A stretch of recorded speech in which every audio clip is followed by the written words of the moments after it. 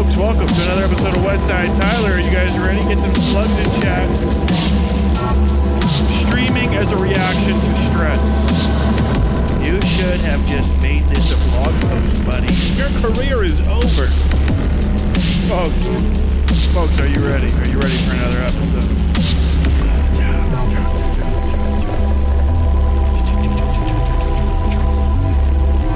Another episode of Westside Tyler. Not a big lead up. I'm bleeding, by the way. Everyone should be aware of that.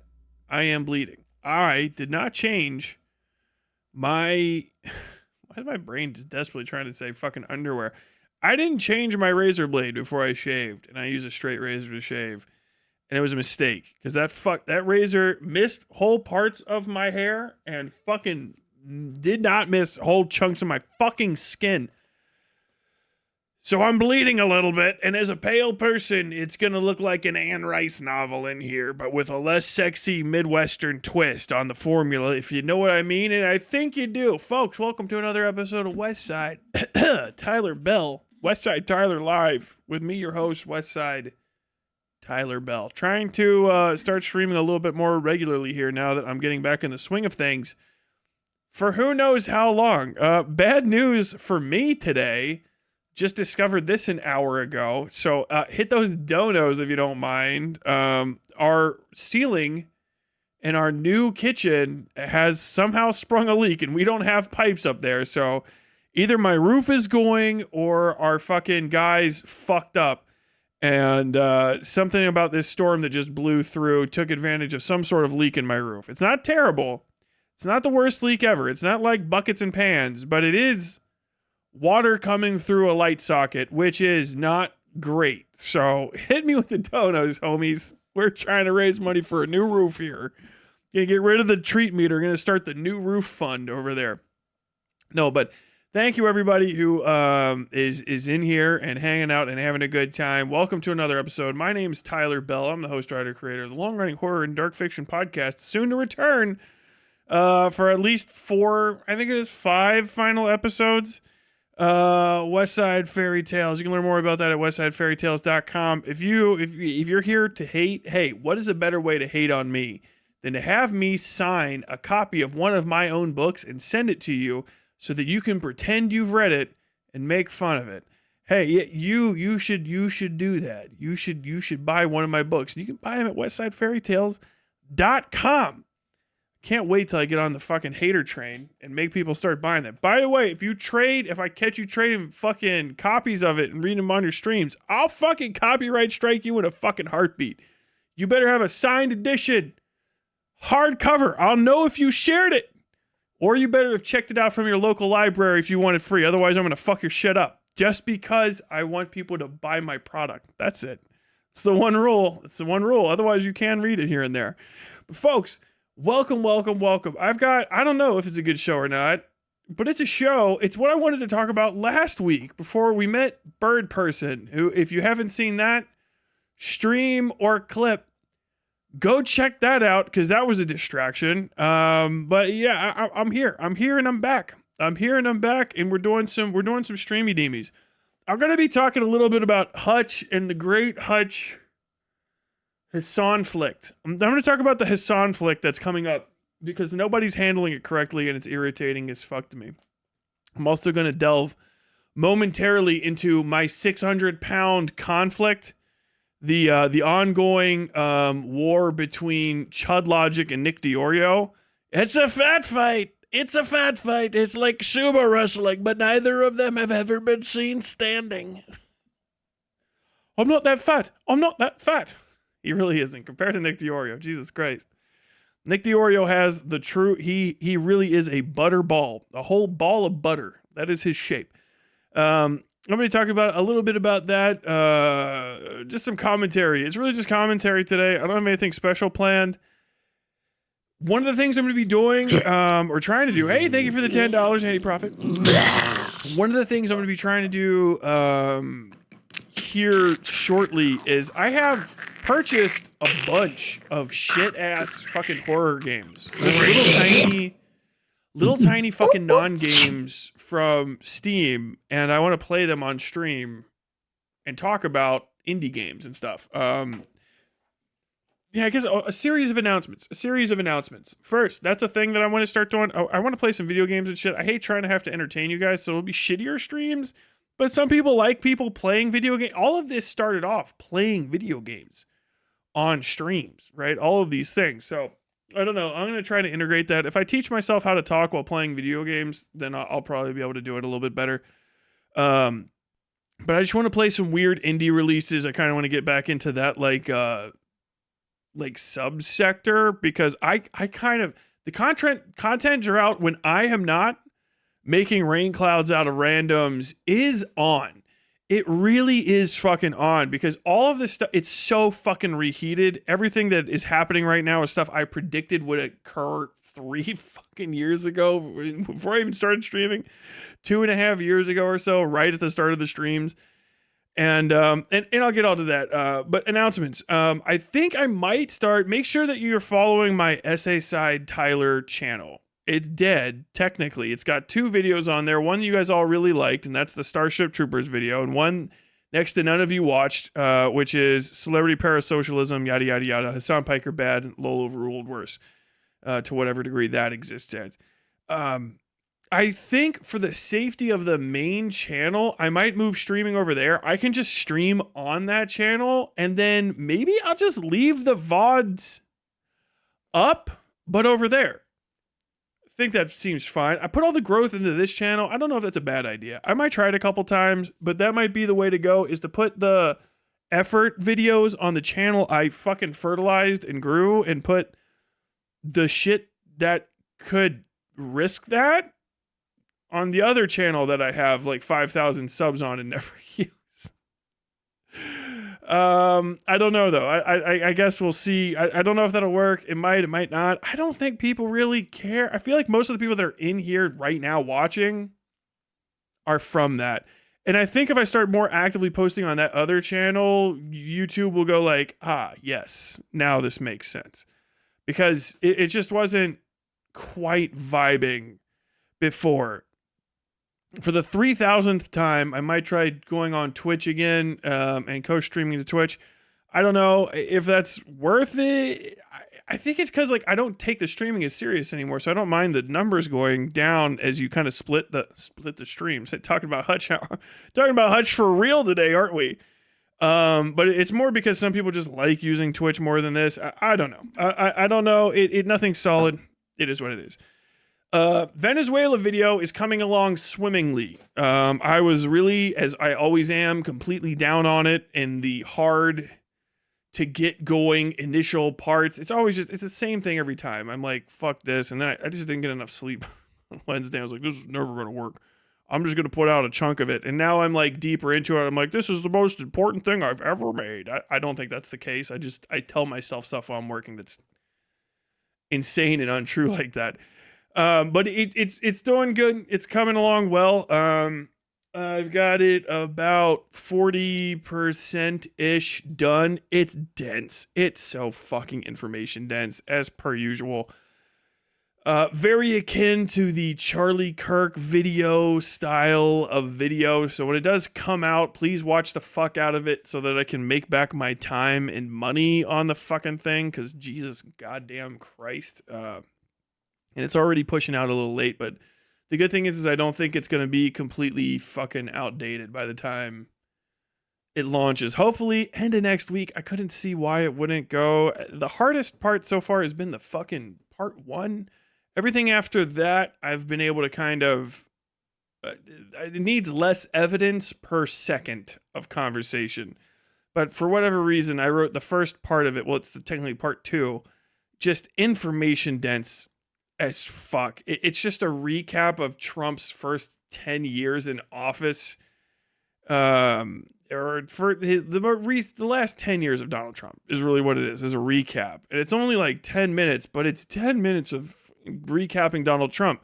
So it's also fucking 10 minutes full of 10, 20, and 30-second clips sourced from the last decade.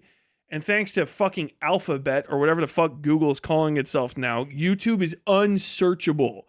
And so it's impossible to find just like normal shit. Like, just show me an article from this year. Hey, how about I show you an article from yesterday? No, and if you were a human being, I would stab you. What in the fuck? Why?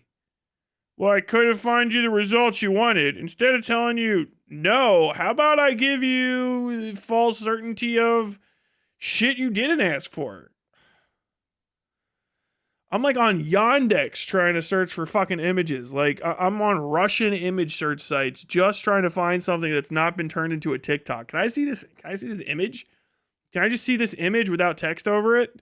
Nope. We'll also never link the original article. Who knows where it is? Someone else, they'll be able to find it in one shot because their algorithm hasn't been poisoned the same way yours is. And search engines don't just let you search randomly for stuff. We're just trying to show you specific things. So we'll never show you that article or whoever wrote it. We're just going to give you 17 TikToks with AI voiceovers slowly zooming onto a cropped version of the picture in the background. That's what we'll give you. Okay. Why don't you just give me fucking AIDS instead? What the fuck? Jesus fucking Christ. We would if we could. God damn. But the video is coming along well. Probably going to be futzing with it through the weekend. I'm going to be shooting some fucking B-roll, I think, for it tomorrow. I don't know why I'm going to do that. It might slow me down. I might just skip that section and move a section deeper and see if I can't get things going without fucking with all that. But the longest part of the video, the longest two parts of the video are actually the fucking intro and then part 2 or part 1, however you want to call it, which comprises the first 15 minutes now of the video.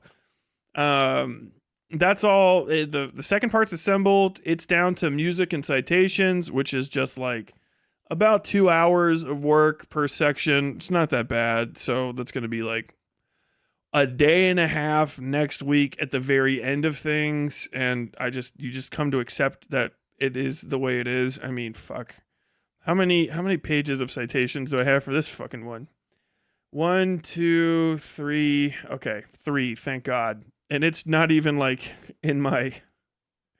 It's tight.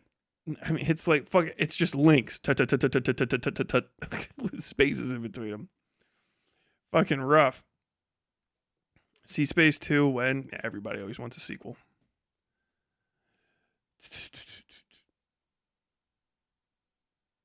Formatting might not be right, but I remember being able to do something like that. I don't know what you're talking about.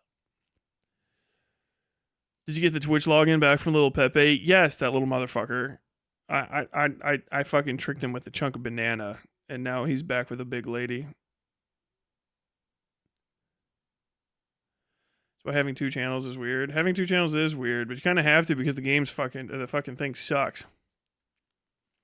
I've heard mouthwashing was good. I've heard it too. Hello, Tyler. What's up, Big Jerry? Every time Tyler says Hutch, my ears prick up because I think he's talking about me for a split second. Thank you for the $10 for the refund, Indie Profit. I appreciate and need it. Ironically. Same as me, Tyler, except for I got buckets and pans. Sorry to hear it, bro. Sorry to hear it. Is my face bleeding anymore? Okay, good.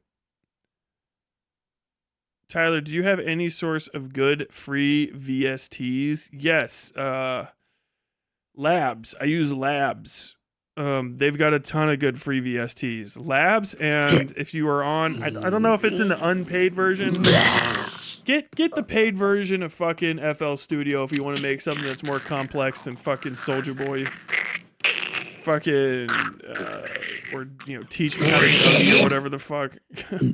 Get the paid version of it because it comes with so much shit, right? The first paid, if you get the full $400 version of FL Studio, which I've had for like 7 years now, you'll have more VSTs than you'll literally ever know what to do with, unless you want to make classical stuff. And if you want to make classical stuff, you can do what I did. Go to Labs, and sometimes they have a bunch of like good, like weird fucking programmy violins and stuff, which are good for like texture violins, but they're not predictable, so they'll go like whatever the fuck. And then you can also get the BBC, the British Broadcasting Company Symphony Orchestra is a free VST from Labs, and I use that shit for everything. I made a whole. It's on the thing, but this track, just to show you how much you can get out of it.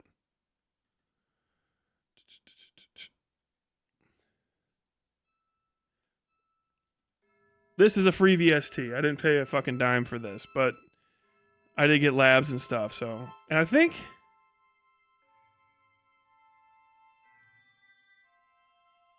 Yeah.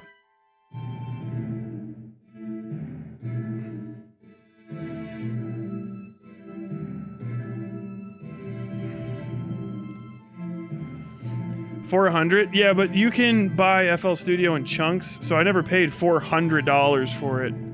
I'm listening to this. Where is that? Oh, that's why it sounds so loud.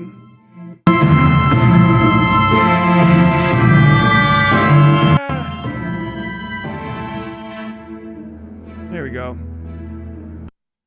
There's no way you guys could hear that. I was just doing this for nothing. I didn't realize that was on my external speakers, so now you can actually hear it. This is all made with a free VST.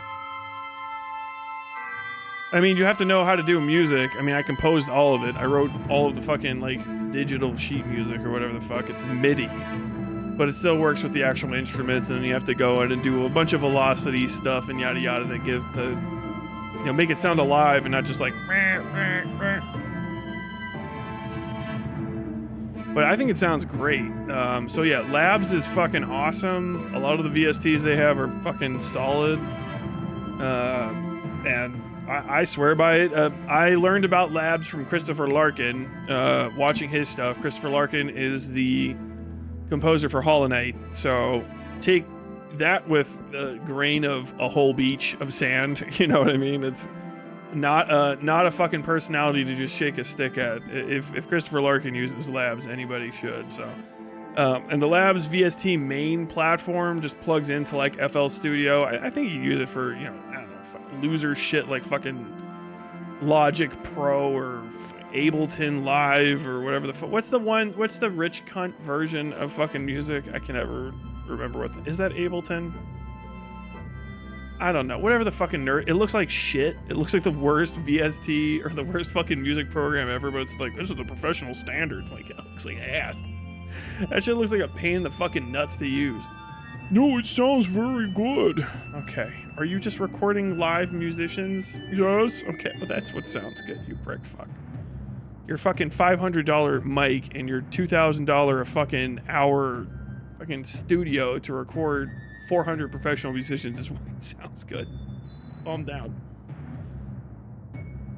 DAWs have a learning curve. They do. It took me like 4 years to get good at it. Where I could probably gotten good at it way faster if I would have took some courses. But I just turned on FL Studio and read the manual and got fucking monstrous. Where'd the bunny go? No idea. Be around.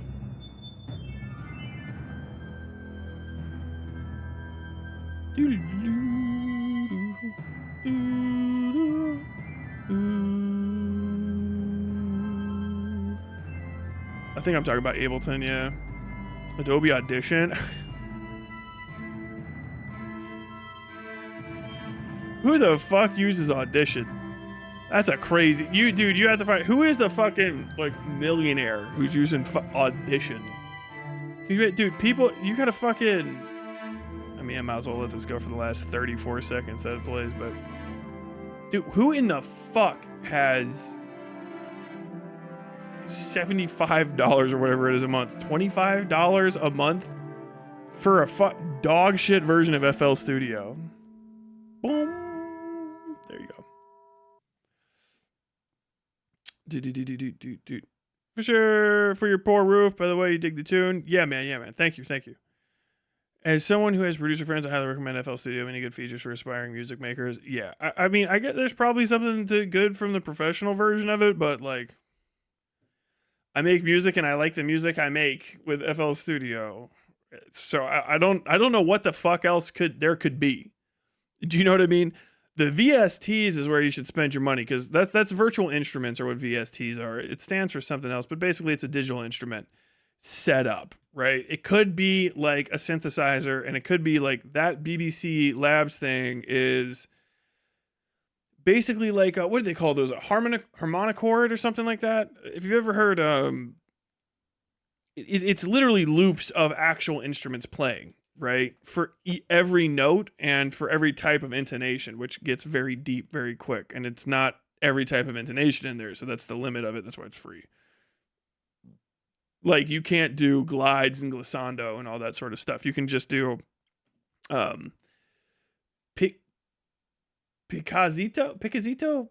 I can't remember what the fuck. You can do plucking, like violins. You can do like plucking strings. You can do shorts. Bump, bump, bump, bump. You can do sustained. Pizzicato. Pizzicato is what's called. Blink, blink, blink, blink. That's when they pluck the strings on the fucking violins and stuff. So they only have like a little bit of that. The more complicated orchestra VSTs have even more shit. But the cool thing about it is you can compose all the music for like a real orchestra with just FL Studio, because you can use FL Studio's piano roll to just export sheet music.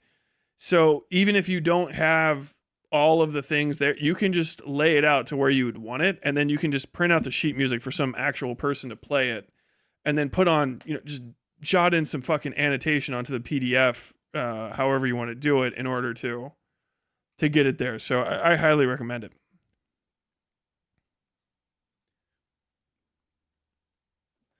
What are you talking about? Everything Adobe is free? Yeah, Jesus Christ. Virtual studio technology. There you go. Harmonium, that might be it. It's a thing that the instrument I was talking about is old now. It's kind of just past its prime, but if you've ever heard Strawberry Fields Forever, that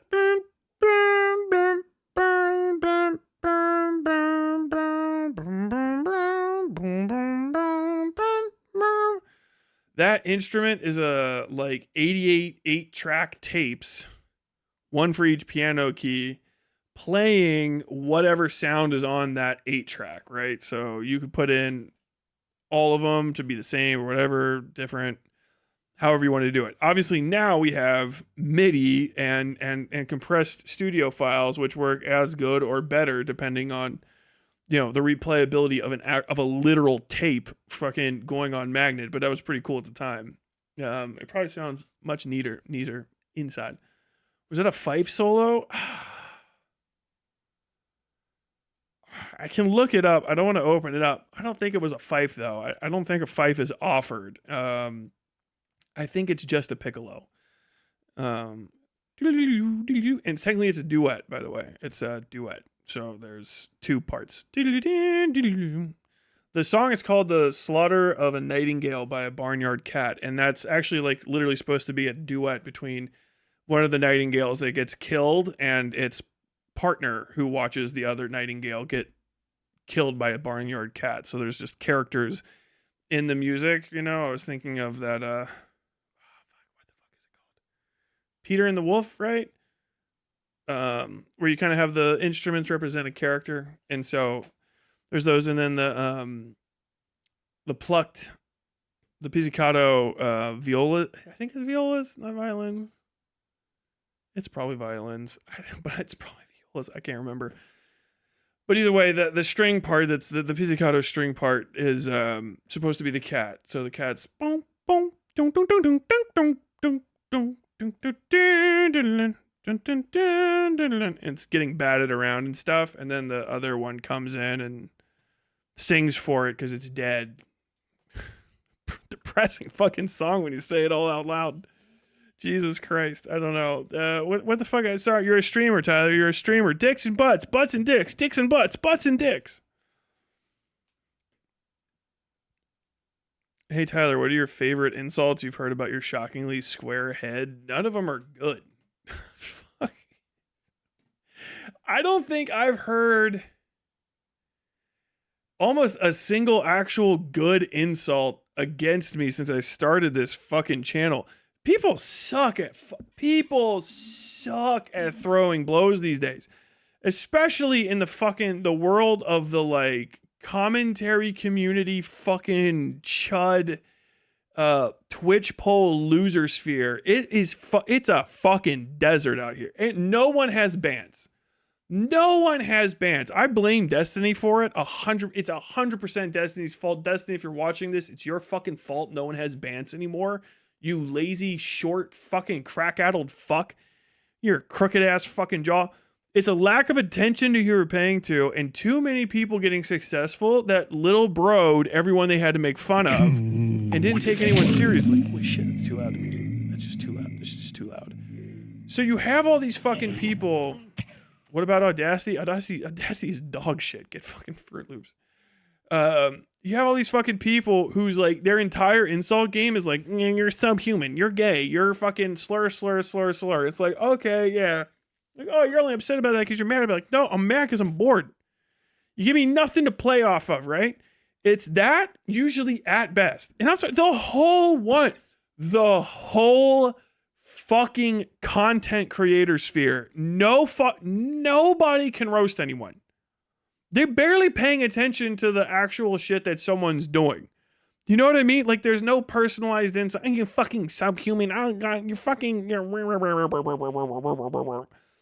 weak shit. Or it's just like you fucking say something to somebody that's outrageous, which I do all the time. And then they just say, no, you back to me, which is rough because it's like, I think you do it. The closest I've gotten to a good insult in 2.5 years, and talking to some people that are way bigger than me and have done this for like 3 to 4 times as long. The best insult I've gotten is Agent Zero came to your house because you have Winnie the Pooh and Piglet 2 porn on your PC. And it's not even good because it's an insult. It's good because it's such a fucking non sequitur. How do you even respond to that? Wow. That's the coolest thing anyone's ever said to me. That's insane. I can't believe those fucking words combobulated themselves inside your old fucking and your brain pan there, kid. That was fucking crazy that you said that. Amazing. But it's like, it's dog shit. It's dog shit. The whole community together has barely been able to fucking roast me about my big head. I think Triptych and fucking Mox and Jun in my community have had the best rips on me, and they come out of nowhere and they're still racist. I think they've got the best one so far. They've hit me the hardest. And it's to the point, FD got me that one time. True, FD Signifier did get me once. FD Signifier rocked me. That was the best. That was by far the best one. I'm sorry to even mention that. You know, people think I look young for my age. He goes, no, I can see that you're not young. He said, no, your face shows it or whatever the fuck. You look fucking dry. He basically told me I look dried out. Like, ooh. Military days was crazy, dude. Kids, these people on the internet could not hang with the 16-year-olds at my high school, even though they would probably try, because a fucking bunch of them are fucking pedophiles or losers who peaked in high school. But like, dude, I remember one of the most shocking days of my life was like, when I was in high school, a guy was like, I knew was like, hey dude, Tyler, come here, check this out. This guy's got a song. And the dude was singing a song about somebody and making fun of him. And he turned at me and he would just go, hey, did you know you're gay? And your head's real big and your nose is really gay. And you got a gay nose and you're gay or some shit. But it like had a good rhythm and it rhymed. And I went, what the? What? He just got me. I was like, I don't know what the fuck. I can't say anything to this. He just keeps singing. I got gestured. I got hit by a whole jester in real life. Like that's a whole different feeling that never happens to anyone. It doesn't exist. It doesn't exist in this fucking world of gigantic fucking pussies and fucking midwit reprobates. There's people like, I don't know if you know this, but you misspelled a word 4 weeks ago. It's like, dude. That is not a sign of intelligence anywhere near as much as just being able to fucking roast somebody's pantaloons. You know what I mean? Just rip on a dude's jeans for 5 minutes. I still think one of my favorite fucking insults, I can't remember, I think we were making fun of Drake, and I was like, what the fuck is this dude's shoes? What is he wearing? What is this? When you hear me say, when you walk away. Please, oh baby, don't go. Which is like that takes a level. Not everybody's gonna get it, but the people that do get it are like, that's ball, because it's Kingdom Hearts theme song. So he's got big shoes, you know what I mean? But you can't just say he's got big shoes. But that's it. That's all you get from people. I swear to God, bro. I just drive around sometimes, like when I'm like, I had to go I picked up some fried chicken. I picked up fried chicken from the fried chicken place. You know what I mean? I live in a fucking neighborhood, dude. It's not even that many blocks from my house. I'm parked up behind the liquor store at the fried chicken place where no one says hi.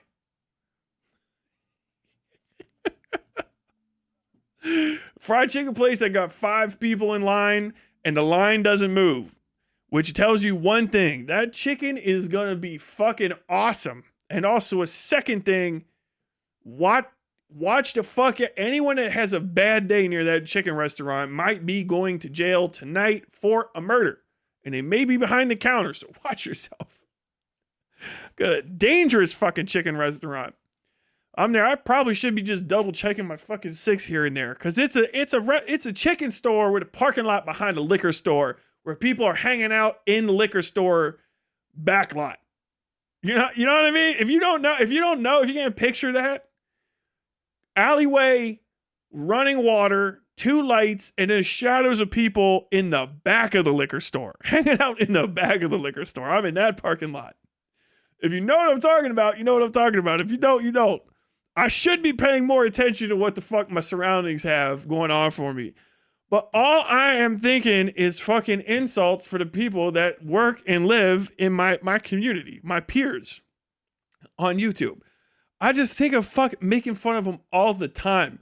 I've written fucking Bible's worth of material on these motherfuckers. I'm so pissed Nick Diorio, fat ass, afraid of me. It kills me. You shouldn't get me in a call. What do you want to talk about? And then I want to fucking literally scald 5 out of 600 pounds of his body just off the bone talking shit. I want to get in there and rip so hard. Like, Chud Logic just seems so vulnerable. Like, I just want to fuck with him so bad. You want to hop in a call? Oh my God, yes. If you ever see me and people are like, you want to hop into a call? And you see me getting like a little hesitant, understand it is never for me. I'm not thinking of myself. I'm like, what time is it? And is anything going to interrupt the crazy shit I'm about to say to this person? And is there anyone who's going to come in here? I'm thinking about if I start laying into fucking Hutch about how his dad bought him the fucking 6-round exit chamber out of his dog shit life.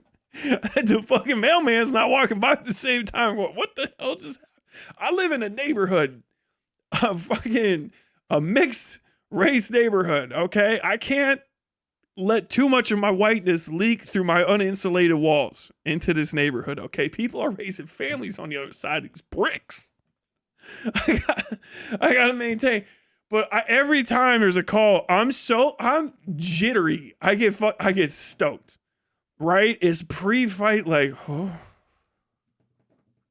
You get it. You'll see my face. I love it. People are like, you look nervous. Yeah, I know. For you, I'm fucking so happy. It's like getting to do the thing. It's not even like a human emotion. Every time people, you want to hop into a call? Yes. Right now? You know what I mean? It's like someone coming up like, you want fuck? Like, oh shit, maybe. Like a deer walking up to a lion, like, you ever bit fucking fat ass neck like this until dead and then just eat a whole deer right now? The lion's like, is this a trick? I love it. It's the thing. I want to do it all the time. If I had enough money, I'd just set up bookers. Bring people to me. I'm fucking Vargo Hote. Cut myself before I get... No, not Vargo Hote. That's the leader of the fucking Second Sons. I can't remember his name. I'm fucking looking at goddamn Westeros shit. By the way, I'll just move on. I want to scrap. I'm like fucking, not even Duncan the Tall. I'm like fucking Lionel the fucking Laughing Storm. Dude, I love a fucking fight. God damn, I love a fucking fight. I love it. That last episode of fucking, A Night of the Seven Kingdoms went. Dude, that shit is so good. Dunkin' Egg is such a good show. I know it's A Night of the Seven Kingdoms, but it's Dunkin' Egg. Dunkin' Egg. That shit's great. I think there's one more episode left in the season. I'm stoked about it. Stoked about it. It's so fucking good. The best part is like, we are in a world where right-wingers have not been allowed to have a good time about anything, and they now feel for a second like they've like won their own indefinable contest with existence, and they've hit a point where they can't actually talk about media anymore. Media either has to be white people shit or bad. And I know someone's going like, yeah, but base, that's what it's supposed to be, base, but it's like, no, but like shut the fuck up, because now you can't talk about anything. Being a fucking honky online has to suck these days. I know I am a honky and I am online, but I'm not a honky online. You know what I mean? I'm just a white dude getting by. But there's just internet honkies doing internet honky shit. Just internet fucking cracker ass, crackerjack horse shittery. And it's gotta suck. It has to suck. Because, like, imagine being a fucking honky online these days. All you fucking got is fucking your 400 closet gay fucking dudes who all look better than you, talking about how they're not gay because they fucking had like 3 or 4 kids with a whole lady. Fucking Benny Johnson every 5 minutes. Did you guys know I had kids? I had kids. Family's important. I've had at least 3 kids. Like, everyone knows you're gay. You have the gayest gay face ever. Whose ass did your fucking wife get the sperm from? Who's that guy? You know what I mean? Like, that's it. You gotta just fucking bite down. You're like, I want to be a straight white guy from the 90s, but that's over. Dude, that guy doesn't exist anymore because he got to live in ignorance of the fact that, like, one of his friends was trans, one of his friends is a furry, his kid's secretly gay, and he's actually always been into non-white ladies or something, right? So the like 5 miserable white guys hanging out like King of the Hill, pretending like they don't all want to kill themselves is over because no one wanted to do that. But there is a bill in every one of those groups that can only do that. And now the internet is their last bastion because they can talk to each other, but they don't have the like high level dudes that used to hold them up. They're, like the guys that are like me that can actually do a thing or two or have something going on to like carry the conversation. They don't exist. So it's all these leftovers. All the honkies online are just these leftover guys. It's to the point where people are like, what? There's a male suicide epidemic. It's a solution. Those guys don't need to exist. They're like, you can't, like, why should I, it feels like I shouldn't even be alive. And it's like, I know. I can't think. I've racked my brains. I'm like Oppenheimer. There's fucking numbers and symbols and shit floating around in my fucking eyes. I'm fucking, dude, you need a whole host of thin, Q-tip headed fucking British actors to try to portray the amount of thinking. You need Cillian Murphy, you need Benedict Cumberbatch, all that shit, just to get enough little doodles in front of your face for me to still not know how to solve that shit for you. Cause it's like, no, you should be dead. No, actually, your argument that you should kill yourself is fire. Did you write that shit and the quill burst aflame and like devils were like, whoa, we're going to share this with other sad people who do have a reason to live just to fuck with how certain they are in that decision. Like, god damn. I couldn't imagine. Like any Nick Fuentes fan, like you just kill yourself. I don't know what to tell you. You're not supposed to say that, but like, that is the solution. Like, the world doesn't need you. Actually, no. It's not an epidemic. It's just you're extra. Your parents shouldn't have procreated. They shouldn't be here. They are extra. That's like, it's like, why there's not enough jobs for white people? Maybe there's just too many white people. Not me. I'm not one of the two. I'm fucking awesome. I know a lot of white people that would make it.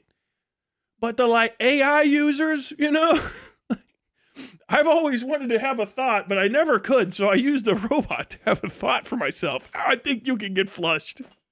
It's not even like death. It's just a flush. You're just, whoops, that you shouldn't have been here. You get to the pearly gates and they're going to go, whoa, what the fuck? You're not on the list. What do you mean? Like, you can't go in. You can't go. You're not supposed to be around. Do they not have condoms on Earth or abortion? You're like, I don't like abortion. They're like, well, of course you don't like abortion. You're supposed to get flushed. What the fuck? You're not supposed to be here. I saw a guy online. He was crying because he's like, are you saying I shouldn't exist? His entire life is that he's the child of a rape who advocates for the good treatment of children of rape and that they shouldn't be aborted. And it's like, no, you shouldn't exist. I would tell him that to his face. I'd be like, no, yeah, your whole purpose on earth is evil. Like, I would have made you up as a joke in high school to weird out my friends in a competition of weirding people out. Like, what if there was a kid who was a rape baby who grew up to say rape babies shouldn't be aborted? And everyone would go like, that's crazy. Is that an Adult Swim sketch? No, it's a real guy. Whoops. What fuck? He was crying and shit. And I'm like, you're not even supposed to have those tears. Why did you get to drink water? Who gave this fucking thing water? You're not supposed to be here. Would you tell him that? What if he hears? I would hope he did. I don't even know if he, like, do you like pronouns? Because I'm about to take yours away. You might be an it's. You might be a fucking where was. What in the fuck? It's just not, it's a person that shouldn't be. The thing that should not be. We're eldritch horror levels of existence here. Like, do we need an Asmongold? If someone was like, oh, fuck, Asmongold died. Would you be like, fuck? What would be the loss? Like, if you had to get, like, what the loss of any person is a loss. And I'm like, let's take that out of the equation. Let's do let's do one of these hypotheticals these internet children love so much. Stop assuming the sanctity of life. What is actually lost? And you'll fucking go, damn, nothing. A replaceable entertainment source. The less good version of clavicular? A quartering minus the piss scent? You know what I mean? Like, you just literally, like, that's the whole thing. It's that guy is entertaining other people who shouldn't be, and just, we don't have the better, more useful people on earth just don't have it in them to say what needs to be said, which is like, your existence is a mistake. Because it is. Like, just whoops. That's why you're confused. That's why you're like, I'm searching for meaning, and I can't, my life doesn't feel like I have any purpose, and I'm just wandering around, and I don't know if it's because you shouldn't. There's no parts of the Bible that are for you. All those commandments are for real humans. You're not supposed to be here. Like, you got on the wrong bus. Like, there's a phrase in the Marines where it's like, the best part of you you should have ran down the crack of your mama's ass and ended up as a brown stain on the mattress. And it's like, damn, I didn't know I would meet a person like that. And then you meet like one or two and you're like, I think the earth can tolerate the weight of that. And then you just get the internet. You're like, oh fuck, there's a collection space for them. Like, you talk about the government making lists. Dude, if we ever are like, oh fuck, who do we got to cut out? Like, dude, the entire Twitter fucking blue user population, if you like them or not, can get cut. If you paid for Twitter blue, yes. All right, you're not making it. What do you mean? You're just going to fucking kill me? No, we're going to exile you. And we're going to watch you starve to death from the comfort of not feeding you. What? I don't know. You can leave at time. We're just going to put you outside. You're just not allowed to talk to anybody. We're not going to give you any food. Well, I could go get my own food. Oh, I'm sure you could. I'm sure you can feed yourself. Like, it's people with no skills. no ability to like interact. It's just incidentally, they made other people that shouldn't be feel happy about making people that should be mildly irritated. And that's their entire existence. It's fucking crazy. It's like it's a bonkers state of affairs. Dude, I'm telling you, people are gonna look back on this time, and probably like 100 years from now, there's actually gonna be a population sink where people are gonna go like, abortion's based. Actually, I hate eating fucking red jellyfish, and we already solved the one rich guy eats all the good food. So we just stopped having so many fucking kids because we didn't need that many people on Earth, and we solved incels. What, really? Yeah. Dude, it's crazy. You guys just let those people like just be around and shit. Like, yeah. Like, you weren't just flushing them. You weren't flushing them. No, it was considered untoward. Like, oh man, that's crazy. Goddamn.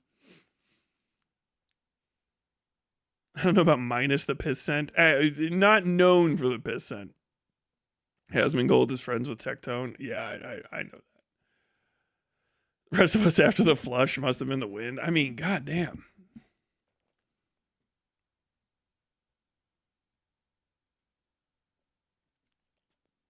I agree with you, man. Abortion is important, but is this whole thing a shtick or are you actually Hitler? Hitler for who? Hitler was bad because he blamed the Jews. Do you know what I mean? I'm not saying get rid of any handicapped people. I'm not saying get rid of any gypsies, anybody based on their, just useful. That's it. Like, what? Okay, I'm talking too much shit. It's a shtick. God damn it. No, they're just fucking dork asses, though. They just suck. That's the whole point. There's people that just do not have a life purpose. If there was somebody that was going to come along, that's a fucking obvious thing. I personally think it's a setup. I've thought that for the last 2 years when it comes to fucking AI art and shit, that it's a setup.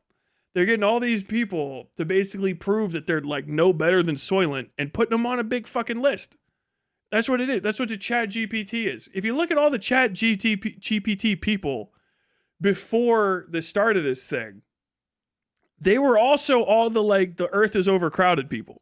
You remember Joe Rogan used to talk about that all the time? Let me break it down for you. We'll pull the jokes aside. Let me break it down for you. Joe Rogan used to talk about there's too many people on Earth. Do you remember? Oh, there's too many people here. That was like 2012, right? Maybe the fucking Mayan apocalypse will happen and we'll clear some of the people out. There's too many people here. And they started hanging out with Peter Thiel, who knows all the Palantir people, and all those people started infesting the Joe Rogan experience. And they're like, well, maybe we need white people to breed, whatever the fuck. But also, everybody should start using these programs and these things that show you to be degenerate. They're just degeneracy programs. They're like literally like they're irredeemable. Like if you think about like what is the main use for AI, it's people that have like very little grasp on reality, next to no social skills, predilections toward child pornography. Like they're like harm positive individuals. If that kind of person was trying to figure out how to like, okay, we got to make an argument for getting rid of people. Don't you think having like being like a power user on the pedophile program is how like they would maybe try to like, actually the only way to save the earth is to get rid of 1 million people tomorrow. How are we going to pick? Well, the Hitler thing is to do against like protected classes of people and weird psychotic shit. But if you're like, what if we get rid of people that use the pedophilia app? It's going to be a lot easier to select. And then when you start looking at the kind of people that are using it, you're like, oh shit, you just fat as fuck living in your mom's basement, making child pornography of kids in your neighborhood. Yeah, but aren't I human? People are like, come on. Come on. Like, dude, it's going to be that. Hey, we need some people that are going to be able to rebuild society after the fucking the tsunamis of fucking 2029 is coming up. Who do we need? Oh, I've been building shit. Hobbies. Can you draw? I can draw. Yeah, I can learn how to do drafting real quick. Oh yeah, I worked in carpentry. I have skills. What do you do? I was middle management And I use the fucking the Gooner fucking AI child pornography app. Chat GPT. Oh, we need doctors. I'm a doctor. Okay, well, we got 4 doctors, and you are on the list. I use Chat GPT and med school list, so you don't count anymore. What? Yeah, you don't count as doctors. We're just gonna take that. So you're just sorry, you're Soylent. You're a Soylent person now. We're gonna turn you into fucking food. You think I'm crazy. But like, hasn't it been weirder already? That's my conspiracy theory. That is my conspiracy theory. I think they're setting y'all fucking little AI users up. AI users, Twitter Blue, you're fucking go along, get alongs. They're gonna fucking flush you out. If you think of the governments of the world as being a uniparty, you have to triple know that you're fucked. Because they're just gonna play against. All right, whatever. The right wingers are gonna go and kill whoever they want to kill at the site. Fucking black people, Jewish people, gay people, women, trans, whatever the fuck. When it swings back the other way and they're like, well, we're not gonna fix the world. You know, Obama's going to be out there. He's going to be 85, doddering around like fucking Joe Biden. Well, we're not going to be able to fix the world, but we could turn about 15 million people into silent and survive for another 5 years. He's broadcasting live from Verizon Wireless, Mega City 3. He's in the fucking bunker. Now go ahead and if you've used the pedophile app, double check to see if you got a green tag for Soylent. You're going to become part of the compost heap of humanity. I think that's what it is.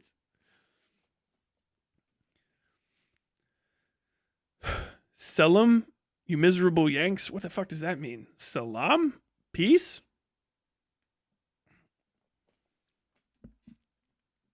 Let's go after drunk drivers next. What? Do you want to call in? No. There's dudes that need ChatGPT for everything but whine about women not being submissive and how men should be leaders. I mean, bro, it's fucking, you're talking to your phone girlfriend. You were never going to be one of the leaders. You're looking for some, you're a sub in a dom sub relationship where the doms don't want you. That's what it is. I volunteer to lead the shock troops against all those whose best insult is using the R slur. Bro, first of all, Jesus Christ. God damn. The rant gave you reason to live based.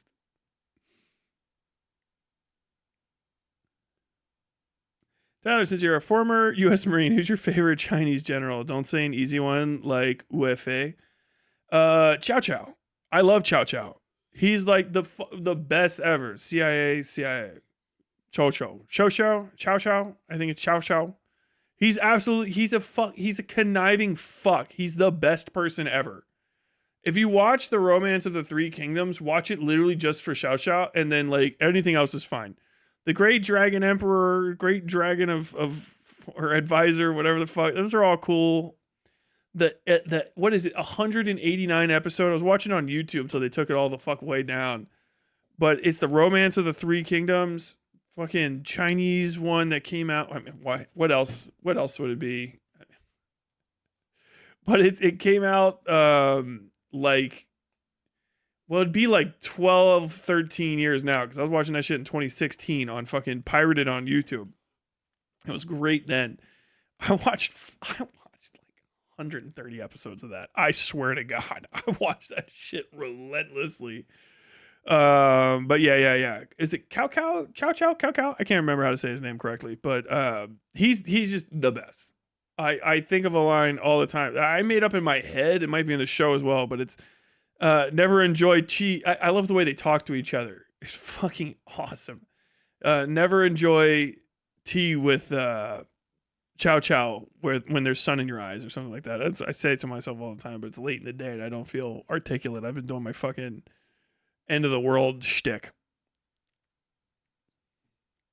Agent Zero is going to pay me another visit, but this time he's going to be like, bro, you can't be letting the cat out of the bag, buddy. Oh. Snowpiercer, but it runs on the corpses of blue checks and Chat GPT subs. I mean, like, goddamn, it's weird. No one fucking talks about this anymore. It's crazy. Getting old. the one thing that is nuts is that people your age forget shit at the speed of light. They forget stuff overnight. I have people that are 38 talking about kids these days doing shit I know they did because I knew them when they were kids. Complaining like they weren't fuck ups. And I just remember 2011 to 2014, we were like, there's too many people on Earth. That was like the common, overcrowded, 9 billion people. Overcrowded. Too many people. And then all of the people that were saying that just pretended like they'd never said it at all, essentially. And almost all of them switched to pitching programs and apps and other little devices that would just create lists of losers. And no one finds that suspicious but me. I'm the only person that ever listened to Alex Jones before he got bought out for real. I'm the only one that got the vibe of the shtick. Because you say anything, just listen to me right now, look. 2012, 2013, I remember it. I was there and I remember it. I don't care if people say I was drinking. They can say anything they want about me, but I'll tell you right now. They were saying there's too many people on Earth. I agreed with them. I said there's a lot of people out here. Everybody did. Not a lot of room for your elbows. The fish are gone. The seas are turning red with algae. There's people everywhere. They're in the way. All of a sudden, all the people that were saying there's too many people are taking lists of names. They're making lists. Are you on it? Do you know if you're on the list? I know I'm not going to be on that list. That's why I take Alpha Brain. Whatever the fuck. But like, it's a crazy switch up. Consider yourself forewarned. I'm never going to have the power to do any of that shit. Nor would I actually. But I'm telling you right the fuck now. There's a lot of people who were listening to people talking about like, there's too many people on this earth and going like, I have a little suicide problem. I feel like I shouldn't be here. And then the people that were telling you there's too many people on the earth, stopped mentioning that and started saying, hey, why don't you put yourself on a list of sad boys? Hey, have you ever felt fucking miserable? Why don't you put yourself on the list of other people that are going to kill themselves? I have an app for sad fucks. I have an app for the depressed. We're putting out, me and my friends in Silicon Valley, who I said I'm not about big business, but all of a sudden I'm actually friends with billionaires, and we just want to put together a nice app that just tests all of the things that you're bad at, like checking facts, creativity. Can you do your own work, or do you just automatically default to cheating? Would it be crazy to find out that an app like that is actually just gathering data like all of the other apps, but what it finds out is just how literally useless you are and how sad and compliant for suggestion you are? What the fuck could that app do? I don't know, but if I was going to start getting people to start volunteering to die, that's what I would use. That would be the best possible thing to do. I would create an app that collects sad, useless fucks and grades their ability to be sad and pathetic on so many different strata. Can you talk to women? No, he can't. Is he so attention starved and starved for love? He's falling in love with with his phone? Yup. Does he talk to the phone about how much he wants to kill himself? Every fucking day. Every fucking day. Does he have artistic aspirations? Well, he wants to own things, but he doesn't want to work for them. Oh, wonderful. Does he have any skills? Nope. We've basically been poorly coaching him through his own job for the last 4 years. He's been steadily getting worse at it and harming his company from the inside. Not only could he be gone, as a matter of fact, if we got rid of him tomorrow, people would probably celebrate. And you're like, oh, I'm beating the labs. Bro, you're on the Soylent app. They're going to fucking turn you into mush and drink you with a fucking straw. And by them, I mean probably me. I think they'll probably get to eat cows still. I'll be drinking slushies of you idiots. The VA. Veterans don't get put into the slurry machine unless they lose both legs. Fucking sick. We're going to war with North Korea. Enjoy your fucking 3 gallons of gym. Okay. Me walking out with my fucking 3 big bags of dried gym. Mix this up with some fucking water and get my daily nutrient intake for the next 6 months. Review Tech USA used to watch Alex Jones when he was a chud 20 years ago. By the way, RTU said he'd shoot ICE agents if they came in his house, based or not. I live in a fucking... If somebody breaks into your fucking house, do whatever the fuck you gotta do. I don't give a fuck. Watch time an hour and 39 minutes. Welcome to your first stream, Agent Zero. The FBI, I want to know if you've been feeling blue recently. Yes. People really confuse the anonymity of the internet circa 2001 with the internet of today.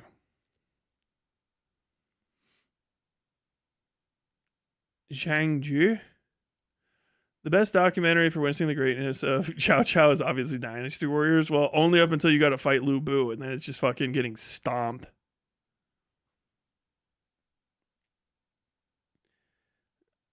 All the conspiracy guys seem to get bought out if you listen to Flesh Simulator recently. No, I bailed on Flesh Simulator. It's fucking depressing.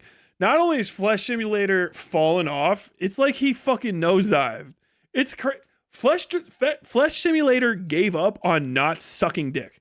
Like, it's crazy. He was cool for like 2 seconds. He was so awesome. He was talking about you'll cowards don't even smoke crack. I haven't even heard that fucking reference since I fucking saw it last time on 4chan. Like, oh, look at this guy's little fucking Chan job. Little fucking X poster. Little goofity goof, right? Popping up. Had some good videos, the followers, all this sort of shit. He fucking took one completely unnecessary sponsorship from MDE, got roasted for it, $1 million stream by the Sam Hyatt's company, and then could not handle getting smoked. Dude, he is like full board, like lolcow transitioning. It's fucked his content up. His content, he stop making it. It feels like his shit comes out. It's coat posting. He put out a full edited coat post. That's crazy. I haven't seen shit like that since the fucking Medicare era. And he's just on it. Just fucking like coping like a motherfucker. To the point where did he have a I'm almost on did he have a ghostwriter or something? Because my man doesn't know any of the basic internet rules. Like, if you get roasted, and especially if you've ever talked shit ever, you have to take it on the chin. If I ever get roasted hard, I have to eat it. I can make fun of people back and shit, but you gotta take it. You can't say slurs and shit, especially if somebody didn't say a slur to you first, right? And you really shouldn't anyway. But these motherfuckers are just like, yo, fucking Flesh Simulator got robbed. Flesh Simulator's gay. Dude, his Twitter goes crazy. He's reply guying nobody's hard and fucking faceplant. Not fun. I'll reply guy anybody because I like talking to people. I say this all the time. I really do mean it. I like getting in the comment section and fucking with people because I was already doing that. And one of the benefits of creating a channel is doing it more and getting paid for it. I monetized my existing bad habit. It's like I was a smoker and then someone's like, hey, do you want to be the next fucking cancer salesman? And I was like, sure. You know what I mean? Like, okay, yeah, it's right up my alley. I'll Marlboro man. This motherfucker is just taking L's, raw L's, just like unnecessary, just clown out, obviously mad on the internet. And then he makes videos and his way of delivering already seems like he's a little like snuffly, you know, he's like, whoa, whoa, whoa, whoa. And he just looks fucking pissed. Like they got him under his skin, a full 8 inches, bro, through and through shot in the chest, out the ass. Holy fuck, bro. Just rocked. And I've never seen a fall off like that. I know people try to like, oh, Pirate Software. Pirate Software didn't fall off. Pirate Software was revealed for having always been cringe, which is a difference. Like, at any point, Flesh Simulator could have shut the fuck up. Pirate Software couldn't have, because it would have been a change for the better. Do you understand that? Like, Pirate Software would have changed for the better. He would have gone from how he has been recorded on video for years, but just the bad parts that he's not putting out, you know, to being like, okay, I've got my shit together. If he improved, it would. Flesh Simulator was doing fine and then fucked up. Like, he actually felt that's what a real fall off is. He got hit with an ounce of like controversy and was just like, I'm gonna fucking put 3 bullets through my teeth. I just fucking what? Just pop, pop, pop, and just keeps bleeding. It's fucking nuts. Dude, I gotta hold on. I just have to prove this. Let's see what he's doing right now. He went from being like Flesh Simulator to doing like, I don't know, fascist, fucking Il Tutti to whatever the fuck. Hold on, where the fuck is this guy? Flesh Simulator. Fucking, where are you? Where are you? With your crazy ass fucking name. There we go. Simulator di tutti I simulatori. Okay, whatever the fuck. Dude, I think he lost a shitload of followers too. I don't know. I don't really care about that. Who gives a fuck about this in Project Blue's? I'm literally just wearing this shit and the rest of you should too. We do not give shit about aliens. Fucking talking to Sam Hyde. My parents made me homeschool myself and I got a 35 on the ACT. School is easy and teachers are stupid. Oh man, no, these aren't the fun ones. These are just like his like highlights. Where's the fucking replies? Or is he deleting shit?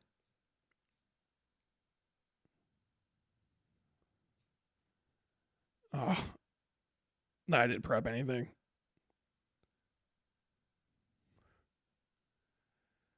What the hell?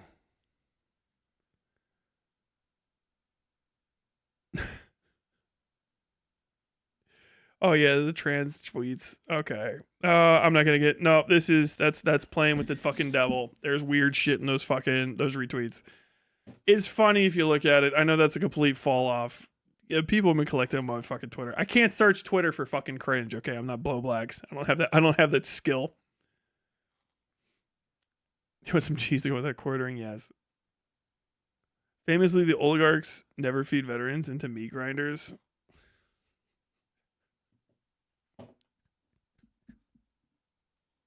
I did an anti-war protest one time. Oh my god. Cup has Jim give you a thumbs up. Medicare.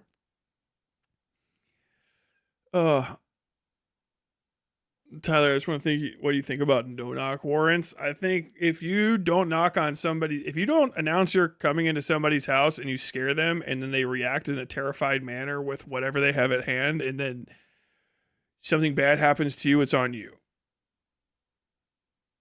I think I'm disappointed that cop survived shooting at Breonna Taylor. That was like crushing to me. I don't like that the one got out of jail and I don't like that the other one fucking survived. That's dead ass. You fucking break a dude's door down in the middle of the night, you get fucking lit up. Good. I live in Kentucky. It's fucking stand your ground. Good. What is it? It's anyone else, if it's not a cop, you go like, oh, that's fine. If a rapist broke into your house in the middle of the night without knocking, and you would go, why would they knock? They're a rapist. You go, right. That's what I would expect. Somebody broke into my house, I would think that they're up to some trouble. Like, what if a cop broke into your house in the middle of the night without knocking? You're like, whoa. Like, some people actually go, like, in their mind, they go, like, well, maybe he's got a reason to be there. No, he doesn't. If he did, he would tell you. You're not going anywhere. The no-knock warrant is the stupidest shit in the world. There's no reason for it other than cops are lazy. There's none. All of it's made up. It's pretend. There's no reason for a no-knock warrant. There's nothing you can do to this shit wherever you're going that if you don't just surround the place and then just push in like normal after you tell people you're there, you can't do it safely. They can't flush drugs down the drain. You can open the drain up and get the drugs out. You just can't. The pipes don't go to some magic they don't go to the void. They don't despawn the drugs. The drugs are just in people's shit under the fucking house in mass quantities. You know what I mean? They can't get rid of the guns. They're made out of metal. The closest thing they can do is like hide and then you just sit around the building. Maybe they get in a tunnel, and if they're the kind of people that have a tunnel, the no-knock warrant's not gonna work anyway because they probably have surveillance. You know what I mean? Like, there's no reason for that. just show up the day, and then instead of don't knock it, knock. Hey, we have a search warrant. We're coming in. The only reason to not knock is because you're dead ass. You need to kill the person that's in there. That's it. That's the real reason. We got to catch this person unaware because we're afraid he's going to shoot us before we shoot him. And we know we're going to kill him today. We know we're going to kill this motherfucker. We're breaking the door down. We're scaring the guy's dog and him. And that's going to make sure that he's got a gun in his hand when we fucking blow his brains out. We know where his bedroom is. We have access to the entire schematics of his home. It's inside the metro area. We know the entire foundational layout of this building. We know the electric that goes to it. We know the surveillance or the electronic stuff. We know all the telecommunication shit. Water. We can shut the water on and off. If you got hot water, we can shut the hot water on. Steam power. We can get the fucking boiler key from the landlord. Like, we have complete control over this environment, but we also just want to go in and scare him. It's fucking insane. Like, but also booga booga. You know what I mean? Like, what in the fuck is wrong with cops? What in the fuck is wrong with them? The only reason we would have ever done no knocks in the military is for the specific reason of killing somebody. We told people we were coming, so we didn't scare the fuck out of them and then like put them in a position where we had to kill them because they like grabbed a gun. Because they live in Iraq. It's like very reasonable that they would be like, oh shit, someone's trying to break in, let's get a gun. The Americans normally knock. You know what I mean? Like we're pumping the place to like kill you if we kick the doors down without telling you. We're gonna go to, we're trying to kill you. That's the only reason. We don't want you to know we're coming. Because we're pretty sure this is gonna end in bloodshed. We're ready to kill you, so we're gonna sneak in. Like, that's it. When it's not, we would just go knock on. We would shout at people's house from a while away. Hello, marhaba, marhaba, marhaba. Inglés, inglés, inglesi, inglesi, inglesi. No, shukran. Who's in the house? We're going to hang out here. Who's in the house? We got guys all over. Oh, okay. No. Put your hands down. You're fine. There's nothing you could do with those hands that would be any danger. We're 50, 60 feet away. How many fucking South African 155s can your 135-pound ass have strapped to your back? None. We're fine. We're all good. What'd you do? We stayed away from the house. We said, hey, come outside. You got a gun on you? Come here. Just show me your hands. Yeah. Can you lay down? Thank you. Go ahead. Check him out. Okay. Hey, bud. Sorry about this. We're going to put your hand in zip ties for a second. Can you just sit here out of the sun? All right. Thank you. We're going to go look at your stuff. Anybody can do that to anyone. Oh, my God. There was a standoff. What the fuck else do the cops have to do? Nothing. They have nothing to do all day. Standoff is what the cops were already doing in the Kroger parking lot before they got called to somebody's house to serve a warrant. They were gonna, and if you're a cop, don't even try to fucking lie. You know what you do. You don't patrol. You go to a fucking abandoned Kmart parking lot with your friend and you either fuck your female partner, okay, or you smoke cigarettes for 2.5 hours while either surfing Snapchat or using public resources to cyberstalk your ex-girlfriend. Everyone knows what you fucking assholes do when you're at work. All you got to do is just go to the house and just sit outside of it. What are you doing? We're getting ready to serve a warrant. The guy doesn't want to come out. So what are you doing? We're putting the house under siege. Is he dangerous? Nope. He has, at best, a 9mm pistol, and we're wearing 9mm pistol-proof outfits. We have one guy, that's Dave. Dave is a sharpshooter. He's 250 yards away with a gun that shoots through glass and also ceramic plates that are very thick. Okay, yeah, so you guys are good. We're safe as humanly possible. The only dangerous thing we could probably do was go into the house while Dave is upset and give him the old hooga booga. What'd you do? Why did you get shot? Well, we were going to go and sit outside the house and say, come out with your hands up. Because it would have given us both distance and the ability to see a guy's hands before, anyone got too nervous. What did you do instead? We kicked his door down in the dark and we went, ooga booga booga. I shined a flashlight on his face and he shot me 8 times. Okay. What would you have done in this situation, officer? If it was my house, the same fucking thing. Now, if I'm on Fox News, I'm going to lie and say, I've complied. But otherwise, no, I would have done the same fucking thing.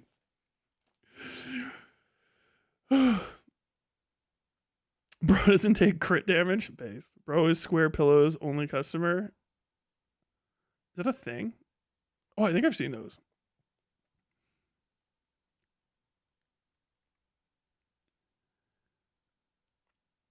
Did you hear about Meta's plan to integrate AI into memorialized FB accounts so your loved ones can stay insufferable forever? That's going to get shut down. I gave up on him after he was talking about how clever Nick Shirley was. Bro, I can't, there's no nicer way to say it. That Nick Shirley guy is definitely differently abled. That's not like a fucking I'm being rude to a person. If you know me on this channel, I avoid that shit at all costs. That guy cannot not bring him finest short bus to go to the next area. He sounds simple. That's how we used to say when we were trying to be nice. Is he okay? Is how my dad would have phrased it. Is he okay? Yo, like if that guy went up and talked to a bunch of blue collar dudes on a construction site, they would look at each other like this.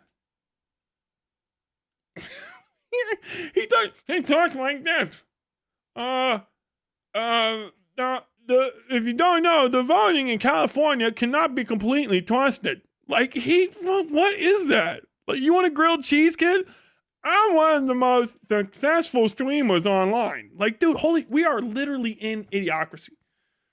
Like, it's crazy. We passed through the fucking Goldilocks zone before it came true. And for a little bit, it was like, you can't make jokes about differently abled people in movies anymore. But now you can't just call what you're seeing what it is. And it's like, that is a fucking, that boy is touched. He's a little bit special. What the fuck? What, he talks like a fucking simpleton. Like he slurs it. Hey, do you know if they came here to vote, would they be able to vote with 1s and 2s, or would they vote with just the ABC? What the fuck? He's legitimately chromosome gifted. Like, I don't know how to fucking say it. It's not an insult. I think he is legitimately actually donezo.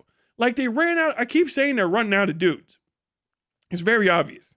Because you used to be able to get, like, whatever. Now, all of the fucking well-together people are just dudes that are so deep in the closet they can't come out. It's Ben Shapiro and Benny Johnson. Benny Johnson got a gay porn name and posts about his fucking, I've procreated with a woman all the time. Like, okay, we got it. Everyone else are these fucking Slugworth degenerates. So they find like one white kid that actually wants to do this shit because there's only so many openings for the non-whites. You can't, and they let Candace Owen get too high. So that's, if you're a black conservative right now, you are pissed at Candace Owen because she took like 15 spots wilding out like that. She went off script like crazy and fucked it up for. I was supposed to be next in line. Candace went crazy, and now they shut it down. They shut down all black elevation in fucking conservative spaces. Tell me I'm wrong. When was the last time you saw a new black person on the conservative right? They put a kibosh on it. Candace got too big. She filled up too many spots, and they said, nope, no new ones. Okay, they can do that. They're racist. They shut it down. They said, we're good. We have enough.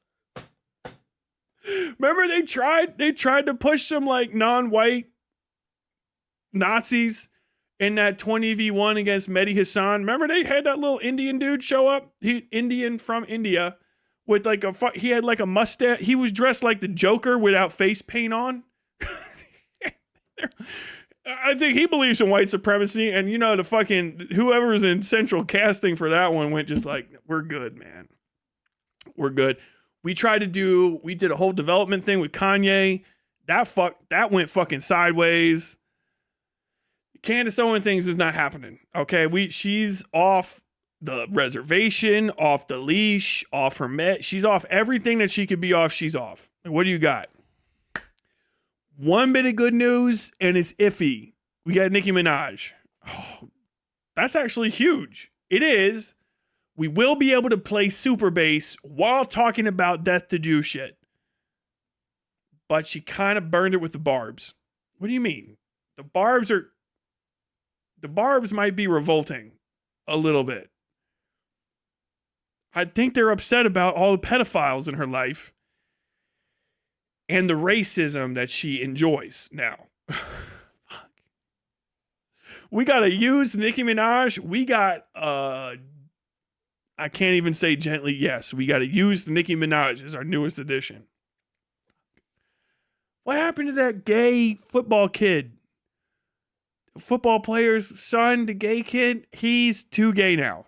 What? He's not testing well. He's too gay, and he can't be gay and black. He's got blue eyes. That doesn't count. That doesn't count. He's just too gay and too black for the current meta, so he's out. Well, do we have any, I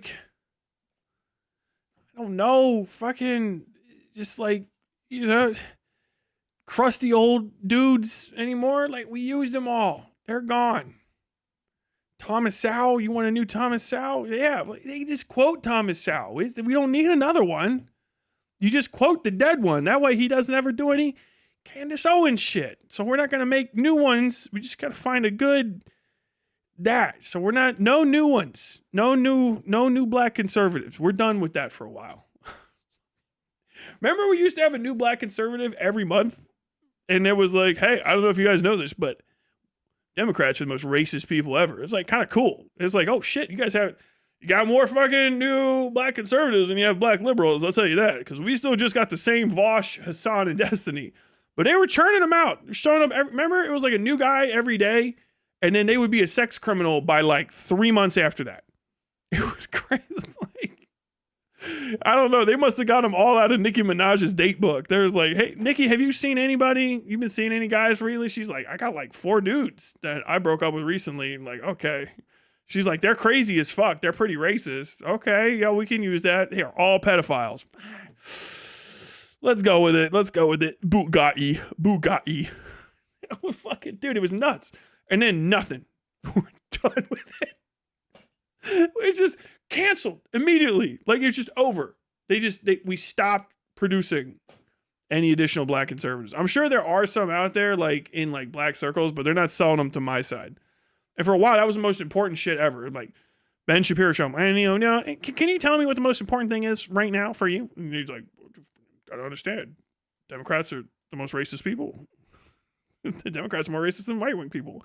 Can't even pull that one now, because now the right-wing people are just like, hold on. I was saying the N-word. Did you have something to add to the conversation? God damn. Dude, it's gotta be crazy. Dude, they're saying that fucking B-word to motherfuckers nuts. Dude, it's gotta be fucking bonkers at CPAC right now. It's groipered up. The groipers got it. They're in. They're in like Flint. Oh. I know I'm getting in trouble. Christian Walker, RIP to his grift. Didn't he hate his dad so bad he outed him and a bunch of other Republican businesses? I feel like I remember, it was Herschel Walker's his dad. Christian Walker's the kid. He went on Hassan Piker's thing and they talked about trans people, I think.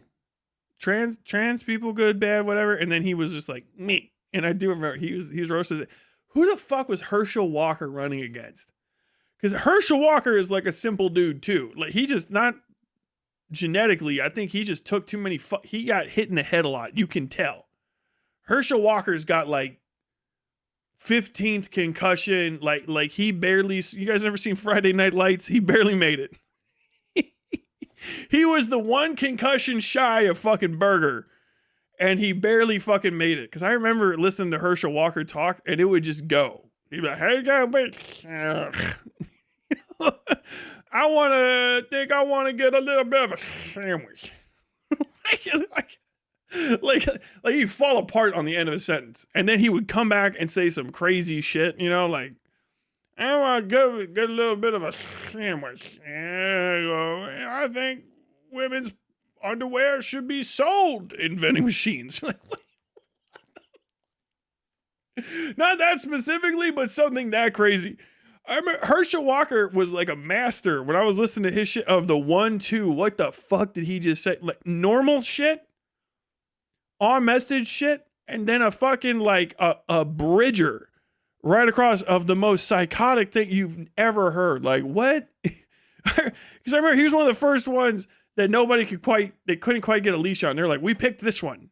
You know what I mean? Like the Republican establishment was like, we're going to push this flavor of product for a month.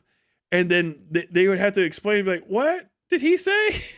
Like, not even just like a racist or like an ignorant thing, but it was like phrased crazy too.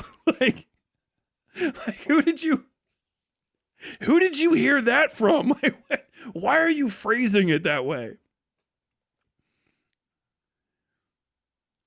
I think the Israel stuff probably stopped them from getting back more of the NOI adjacent black grifters. Maybe. I don't know. Nation of Islam is crazy. Oh, sorry. Here you go. Trump endorsed him too. Yeah, where was it? Raphael Warnock was his opponent. Oh, man. For a Senate seat. Yeah, that's fucking nuts. Hold on. Let me see if I can get some Herschel Walker quotes.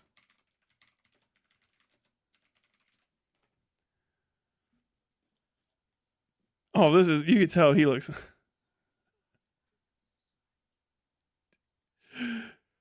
I never get tired of running. The ball ain't that heavy.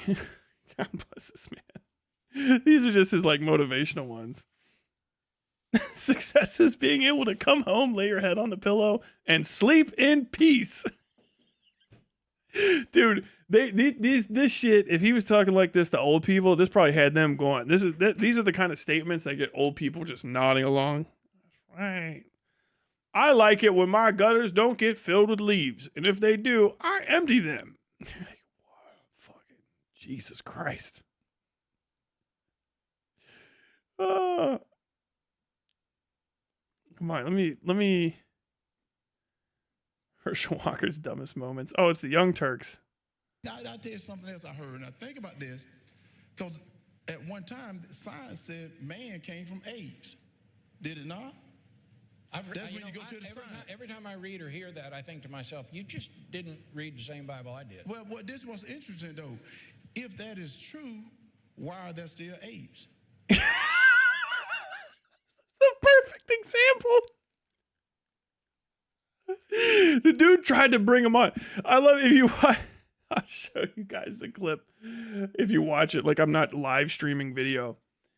Look at watch him deliver that. Watch the dude who's trying to like handle him in the conversation be completely nonplussed about how Herschel is going to handle this. This is bog standard Republican messaging. Okay, we're going all the way back.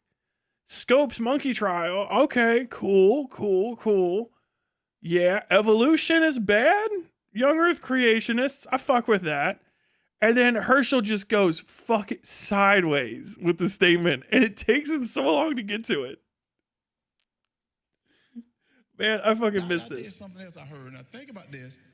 Because at one time, science said man came from apes. Did it not? That's when you go to the science. Every time I read or hear that, I think to myself, you just didn't read the same Bible I did. Well, that is a setup for you to say the next thing, which should be, and we need more Bible in schools. You know that, like that's how the rhythm of those conversations.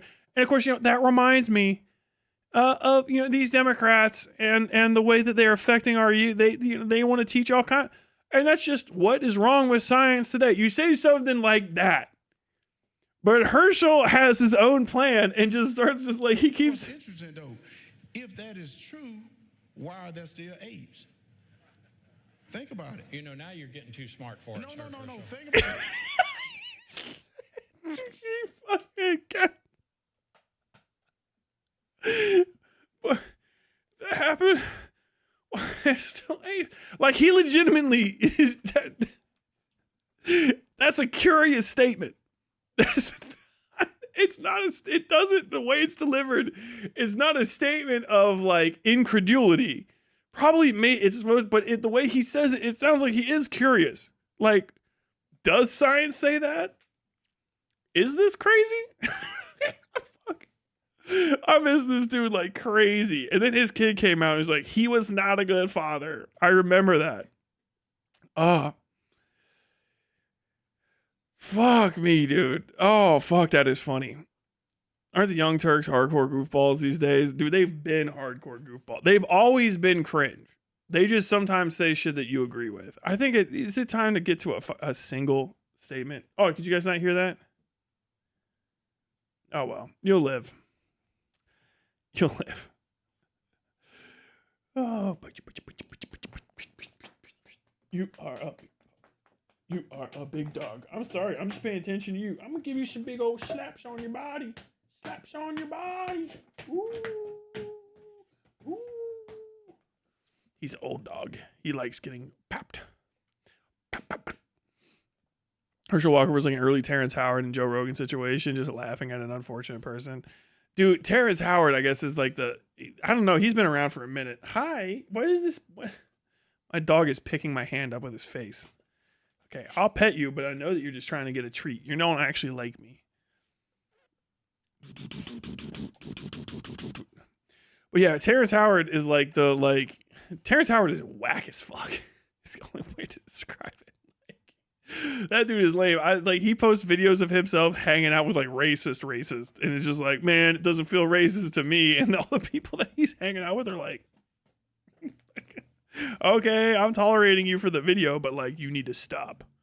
Like he's clearly fucking the vibe up. I love being black because I've never heard of black fatigue until 5 white people, one lived up black man, told me people were saying that shit and how racist it is. I've never heard it around me. That shit's on TikTok, honestly.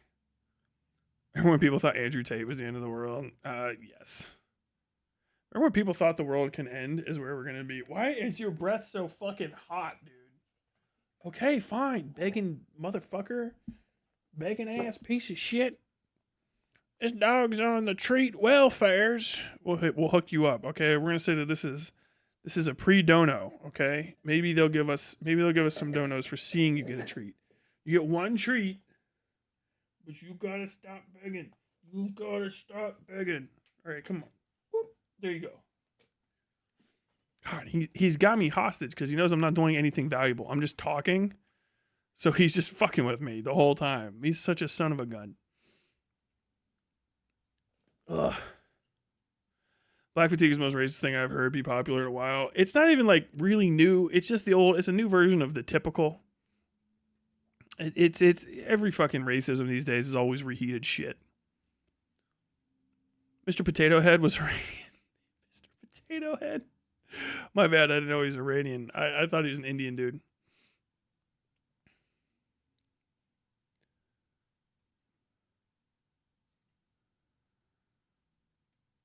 When I was a baby, I was a little boy. Big Hirsch W. God damn. Oh. Watched Muhammad Ali interview yesterday and caught me completely off guard how openly racist he was in it. Yeah, I mean, he's from that era, though. It was like, it's crazy. I can't get too mad at black people from that era for being racist as shit. I mean, there's a lot of bigotry, but a lot of it was like go along, get along stuff. So it was like, you hear a lot of it. It probably gets passed down, but like you hear black dudes from that era talking about like, white people and black people should have mixed together. It wasn't necessarily like a dyed in the wool thing that they believed 100%. It might be, it might not be, but it wasn't on the same level as like white people's version of it. And for a black person that had to work in white areas, it was a good way to let people know, like, hey, even if this is a sundown town, if I'm caught out late, I'm still on my way out. You know what I mean? Like, I'm not trying to stick around. I'm not trying to introduce blackness to your whiteness, really, is like the vibe there, which I know sounds horrible now, But like, if you look at old Cassius Clay, not even Muhammad Ali interviews, I mean, bro, he was the fucking literal civil rights era. Like, they were lynching motherfuckers for winning fights against white people back then. You know what I mean? Like, even if it wasn't in that specific decade, that is what he was hearing about. You know, don't win in like this part of Alabama. Don't win a fight against a white guy in this part of Alabama and then go to sleep in a hotel in that city, because you might get fucking dragged out and beaten in the middle of the night for beating up a white guy. Like, the Klan would march like 40,000 strong in DC just 20 or 30 years before that. And that's not a long time. That's the 90s. You know what I mean? Imagine you're, you know, a 33-year-old boxer now, and you heard about some shit that was going on in the 90s. Like, you grew up in the 90s, people were getting fucking dragged out in the street after winning a fight and hanged. You're going to be like, say some shit that helps smooth things over. You know what I mean? And even if he was racist, you know, I'd say racism is bad, but I can't get mad at him before I get mad at a lot of other people.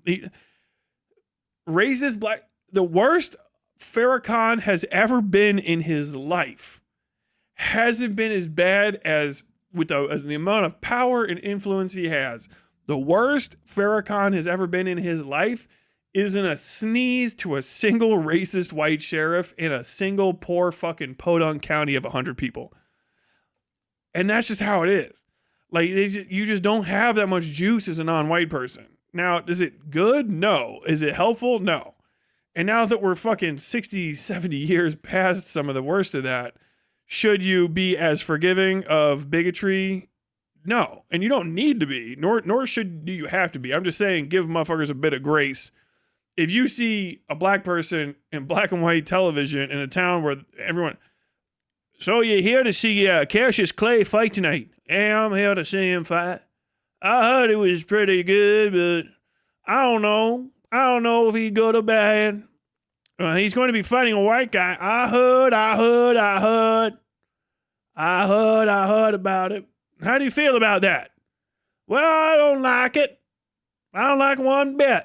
But it's fighting, it's sports, it's what it is. Like, you know, that's a conversation that is partner to a black guy going like, well, I just don't think that white people and black people should mix. As a matter of fact, I'm not trying to bring any black stuff to your neighborhood. And I don't think that you need to necessarily bring any white stuff to mine. I think that if the black person's reaction is that, it doesn't come from a place of like, this is the best possible situation to be in. It's like, hey, you know what's great? Never having to wear a fucking hemp necktie. That's fucking 10 out of 10. I'll do that for the rest of my life. It's a different world. Farrakhan is a Nazi, but he's a Chihuahua you can ignore. Yeah, he could never really be a Nazi. You know what I mean? Like, you fucking get in any of them, get a little Malcolm X, a little here and there, you know, it's a lot of people's heroes. I won't get in on it. But, you know, they had fucking Rockwell come and speak to them, and they all kind of got on swimmingly about Jews. But it didn't change the dynamic between them. You hear what I'm saying, right? And it's too complicated, and it's too back there of a question of really trying to, like, take sides. I don't think the condemnation or forcing people to be like side taking or condemning of behavior of black people trying to make it through 1964 has any value in a modern conversation where it's been 62 years and shit's different. Do you know what I mean? You can talk about it differently. You can react different. It's a different era. And I think you can give some of those folks, specifically black folks from back then, a pretty substantial degree of grace. Not forgive them, just give them some grace. Where was it worse, urban or rural? Those are horseshit distinctions from the 90s. Urban and rural isn't real outside of like the coast. Not really. Like, here, what the fuck counts as urban? You know what I mean? Lexington is a city, but it's what you would call a rural city. So, like, are you in a city if you're in Lexington, or are you in a rural area? You know what I mean? If you have to leave, like, white part of Lexington and find like black town outside of Lexington, you know, or are you going to a town? Are you going to a rural place? When you get outside of like class AA cities, especially if you roll the clock back to the 1960s when cities were not what they are today, even like we've gotten a lot bigger just since the 1960s and stuff. You know, outside of fucking New York, Los Angeles, Chicago, St. Louis, Cincy, Detroit, a few other ones here and there, there's not really cities like you're thinking of as cities. And so like urban versus rural doesn't really count. Like urban in a lot of America, people say like you live in the city is 6 or 7 blocks of buildings that they're no higher than like 5 or 6 stories. 15, 20 alleyways, right? And all the shit's out in the rural spots. All the living is. All the nice stuff is out in the rural, or the opposite. You know, it kind of mixes up. There's not a good distinction. I mean, urban areas tend to be like better for social causes just because there's more people there talking to each other all the fucking time about what ought not be done instead of just guessing about it because they happen to be there in the moment. Right? Like, hey, I don't know if I like these Indian people. And you go like, why not? And you're like, well, I never thought about it. Well, if you say I don't like these people out in the rural area or out in just any sparsely unpopulated area, people are gonna go, you're like, all right, there's no one out here to ask me if, you know, why or why not. So I never really thought about it. I just heard something. I didn't like those people for 35 years. Is how it works. There's a lynching of 3 black men in Duluth, Minnesota. I mean, when? Recently?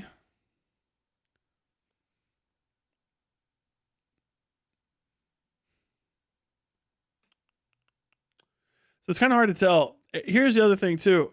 People don't fucking report. The reporting for incidents of racism is dog shit in America, all the way back.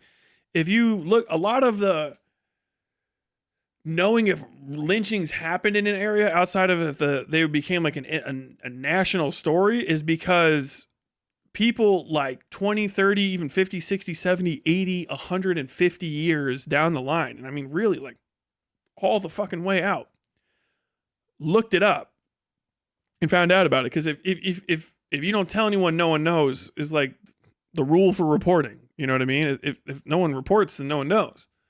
So you might have had 15, 20 lynchings in a nice city. You know what I mean? 15, 20 lynchings, but they all happen to happen on like, you know, this secluded neighborhood of fucking Duluth or St. Louis or something. And there's no one said anything. Everyone that lived there knew that like, yeah, every once in a while, this fucking pack of white guys they go and get fucking corn whiskey drunk. And then they go down to the fucking black part of town and they find whoever they can. And then they drag them down and they fucking hang them. And everybody in the city was so fucking disgusted by this behavior that they just didn't report it because it was too nasty to talk about. Everyone that's there knows it happened, but nobody else does. And then if you just kind of keep it on the day, like, oh, we don't talk about that because they get pissed. Don't ever talk to the cops about how they've been fucking hanging kids over on fucking Maple Street. You know what I mean? And that sounds like crazy, but then you look up black people history, that's what it was. And that's part of the trick. Is it like, oh, okay, so yeah, oh, I guess they were hanging people over there the whole time? Like, yeah, and everyone knew. Everyone knew. You just couldn't talk about it to anyone. The black folks knew they weren't going to get any justice unless they sat up at night and fucking, you know, ambushed these guys and killed every single fucking last one of them and put them in a pig pen somewhere out in the fucking county line where no one would ever find out. Because if you don't do that, one of them's going to get loose and then they're going to come down here with a mob and burn the whole fucking hood down. And then that's it. And fucking hang all of us and say that somebody raped somebody. You know, they'll make some shit up. So you have like grandma saw when she was fucking 8 years old. She saw 3 men drag a guy. Fuck Harmonica Phil. They dragged Harmonica Phil out of that fucking car. He didn't play a harmonica. People just called him that. They drug him out of a car, stopped him, drug him out of a car, and then they beat the shit out of him and hung him with a belt. His own belt. They hung him with his own belt from the fucking lowest branch of a tree. And then you're like, did anyone say anything? Well, she went and told her dad. Her dad told her to never say a fucking thing about it. And she didn't say anything until she was talking to her grandson who was in college because he asked, You know, Mom, I've heard that there's been violence around here, but I never heard anything about any kind of violence when I was growing up. No, there's nothing in the newspapers. Oh, there wouldn't be anything in the newspapers. But when I was just a little girl, I saw them drag Harmonica Phil out of a car and they hung him with his own belt. It was right down there. You can still see the edge of the tree. I never thought I would live on this street, but now I do. And you're like, what the fuck? And then, like, it's so common. Like, if you look at, like, black literature, especially, like, black historical stuff from the last, like, 30 or 40 years, so much of it is just fucking Billy Nobody, some fucking black guy, black lady, whatever the fuck, not even with an academic degree or like some sort of hoity-toity, just interested and had free time, was just like, I'm gonna write down some of this shit because I found out ain't nobody wrote it the fuck down. So I'm gonna write some of it down. And then they go and start talking, and then, like, you know, you find out, like, Shuffling Jim is fucking down here. Like, who's that? It's fucking old Jim. Old Jim used to do the push broom outside of the fucking tannery, and he would push broom all the fucking tobacco spit up, and they would give him a quarter. Okay. How long did he do that? He did that from the time he was 12 until they shut the tannery down when he was 70. He's 98 now. And you're like, damn, that's an old motherfucking man. What has he seen? And then you find out, oh, Shuffling Jim's seen everything. He's seen everything that's ever fucking happened.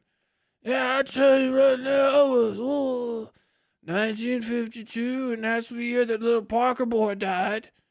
And they just ran him off the road, and the car crashed, and he was trying to beat his way out because it was on fire, and they was laughing at him, and they kicked the door shut on him until he stopped crying. Just kept kicking the door shut while the car was burning. Yeah, that was 1950. And you're like, what the fuck? And then that guy tells you, oh, this is where they buried the seven Compson boys. The Compson boys got shot over here. They went to their house because they said one of them did this or that, stole a penny. What happened? They dragged all of them out and they shot them and they buried them right there. That used to be a slop trail. They would pour all the horse shit there, and there was a big open trough. They just threw them in on top of it and poured everything on it. Then they dig it up and there's a fucking mass grave. Like, that's America. I made those ones up. But, like, if you just look wherever you are, if you're, like, living in an area and you're like, what? None of that ever happened near me. Go ask an old person. Hey, did you know, like, this occurred? Like, did you know that this happened? I don't know where the video is. I have it somewhere. I was looking this up. When I did the video on Charlie Kirk, I was looking up, I was like, well, I wonder if there was any riots. Civil rights era race riots in Louisville, Kentucky. Sure as shit there were. And I found out that they were 2 blocks away from where David McAtee had gotten shot to death during the fucking Breonna Taylor protests. And they were in front of a fucking there was a laundromat that was it was a working class black part of town then, which is now the fucking hood now because white people shit all over that on the Red Line side of town. And there was a fucking white-owned laundromat, and somebody got the shit kicked out of them, I think, by the National Guard in, like, 1967. I could find the video, but it'll take forever to do it on stream. And the sign was, like, whatever, Dave's Clean and Wash, right? And then you could see on the other side of the street in the black and white footage from back in the day all these functional businesses and shit. And there was a riot there, and they fucked those black people out of everything they had. They taught them. They punished the whole fucking neighborhood. Every fucking business is shut down there. All of them, but that fucking rotten sign is still up on that corner. All the buildings are gone, flat, but the sign's there. 2 blocks away from where the National Guard came back 40 fuck off years later, 50 years later, and shot one of the guys who's probably a grandson of a person that was in that, shot him to death in his fucking barbecue place. That's America, baby. That shit's real. It's right there. You don't gotta fucking play fucking 50 questions, 10 questions about any of this. It's all there. That's like the whole thing. That's the, like, don't talk about black issues, yada, yada, yada. It's not that you can't. It's just that you don't have the basic information. Which is that, like, motherfuckers are still living in it. It's not just like black and white pictures. The woman is still in the fucking building with the bullet hole from the National Guard in 1968 And she just never had the gumption or the money to get it patched, and it's brick anyway, so it's fine. It's set. And fuck if within a half a century they didn't shoot the fucking building up again. And it's this National Guard again. Like that's what this shit is. And that's like just knowing a little bit about it. Like a little bit. And that's the like, dude, fuck off with the goddamn, can you imagine? Consider the existence of a black person. We're going to get into talk about Hutch and all them here in a second. Consider the existence. Consider the possibility. Have you ever considered black people? And it's like, have you though? That's kind of the point. Like, that's the important shit. It's like, no, these motherfuckers have stories. Like, there's like black people. I think this is my hint for white folks. If you just want to talk about black people a little bit, is that just pretend for a second that they did not exist the second that you started thinking about them again. And then popped out of existence before that. You know, stop. That's what it feels like when I look at it from the outside. I'm not even a black person, obviously, but these sub communities in the fucking Twitch poll area and stuff. And I know there's like black folks that hang out in it, yada yada yada. But like, it's always white people talking to each other, or like off-white, you know, basically white. I don't know if you know this, but my grandmother's Asian. Like, okay, yeah. I bet you've been in it. How did you end up blonde? That's there's a question. You know, are you also 16th Cherokee on your grandma's side? Is that, fucking, I wasn't born yesterday. And it's always just like, dude, black people exist in the exact moment you need to fucking like drum up a hypothetical. Consider the possibility of a black person. Boop. Like they just, hello. I am a generic black person. This is what I'm going to do. Next time I hear that, this is what I'm going to do. Imagine a black person. Okay, do his voice. That's what I'm going to say. If you're imagining a black person, do their voice. Just do an impression of them real quick. I want to hear what you think they sound like. That's right. I'll entertain any hypothetical. I don't care what it is. Imagine a disabled black rapist breaks into your house. Okay, but I want you to do their voice. I want to hear you do an impression of this black person you just conjured up. I just want to hear what they sound like. What do they talk like? When you think of a black person, what voice comes into your head? Is it just any voice? Do they have a way of speaking? Do they have certain catchphrases? Anything that they want to say? How are they dressed? What are they wearing? Because I'm sick of it. If I'm sick of it as just bad content. When I pretend that I'm some fucking moral paragon, I'll just say I'm sick of it because it's bad content. If I'm sick of it because of its bad content, the people who it's about have to be beyond their wits fucking end. You know what I mean? I'm so fucking irritated about Los Angelinos talking about Kentucky and Appalachia that I want to fucking strangle them. And that's a relatively new and sparse thing. Okay? And I could technically leave. Not gonna, but I technically could. You know what I mean? It's not that died in my blood. You know what I mean? You know what I mean?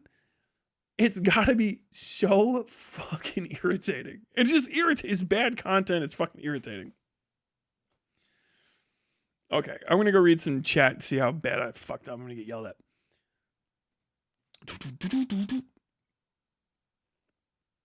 There were wrestlers in the 80s getting racist shit said to them by the people in the stands in the South. There were wrestlers in the fucking...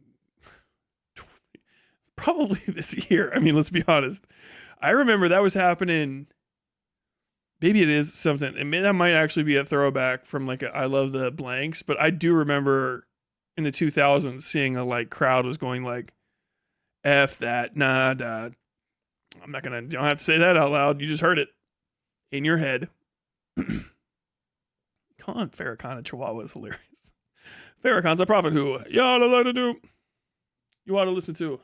Now, for now, all the people say, run the miracle. And the lyrical. Back is back all in. We're going to win. Check it out. Come on, man. Yeah, here we go again. Turn it up. Bring the noise.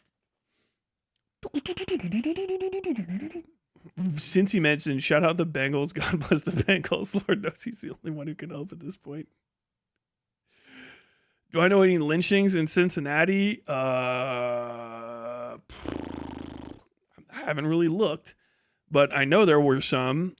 Toni Morrison talks about lynchings in and around Cincinnati and Beloved. That's where Beloved kind of technically takes place. I think they say it's Hamilton County, but they're basically in Price Hill, and a little bit further past in like Lincoln Heights and stuff. But like, yes, I think I've talked about some on stream. They don't come to mind immediately.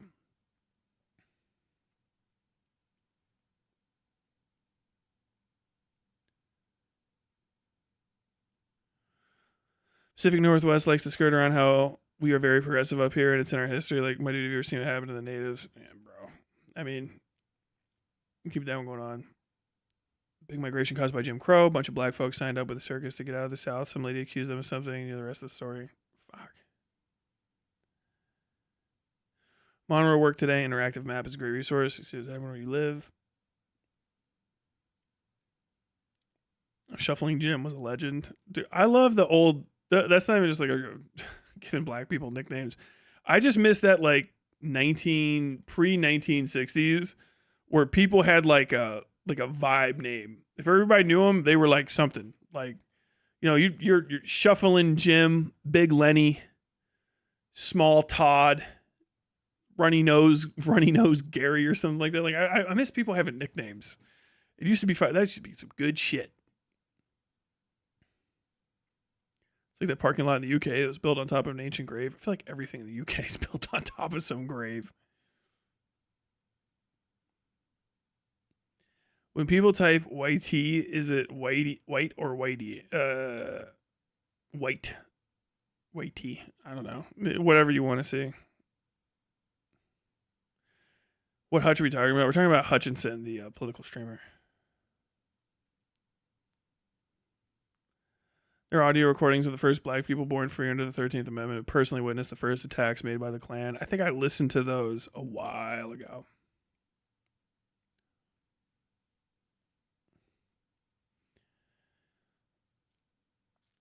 Harry having a black narrator is hilarious. Now canon to me, thank you. I mean, he is, right? What would be my old man name? You kind of can't come up with one for yourself. It's too lame. Squarehead Tyler. Boxy tie.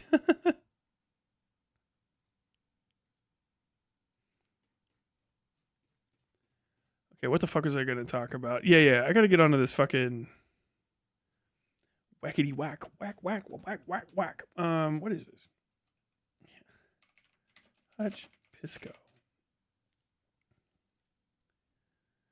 Debate lawsuit. Just give me the fucking live stream from like 5 minutes ago.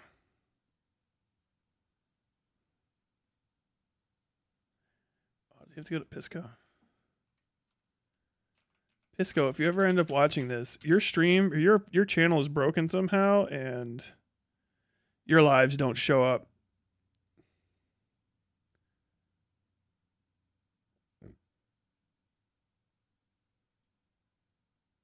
It might also be my chat. Waiting for Pisco. February 19th, 2026 at 9:22 a.m. This already happened.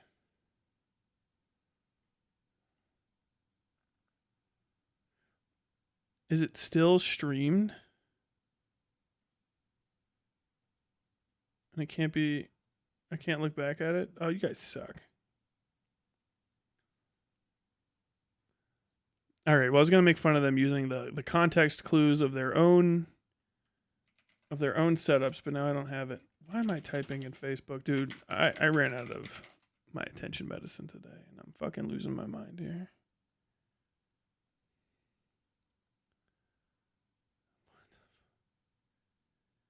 Okay, let me. I'm cleaning up my brain.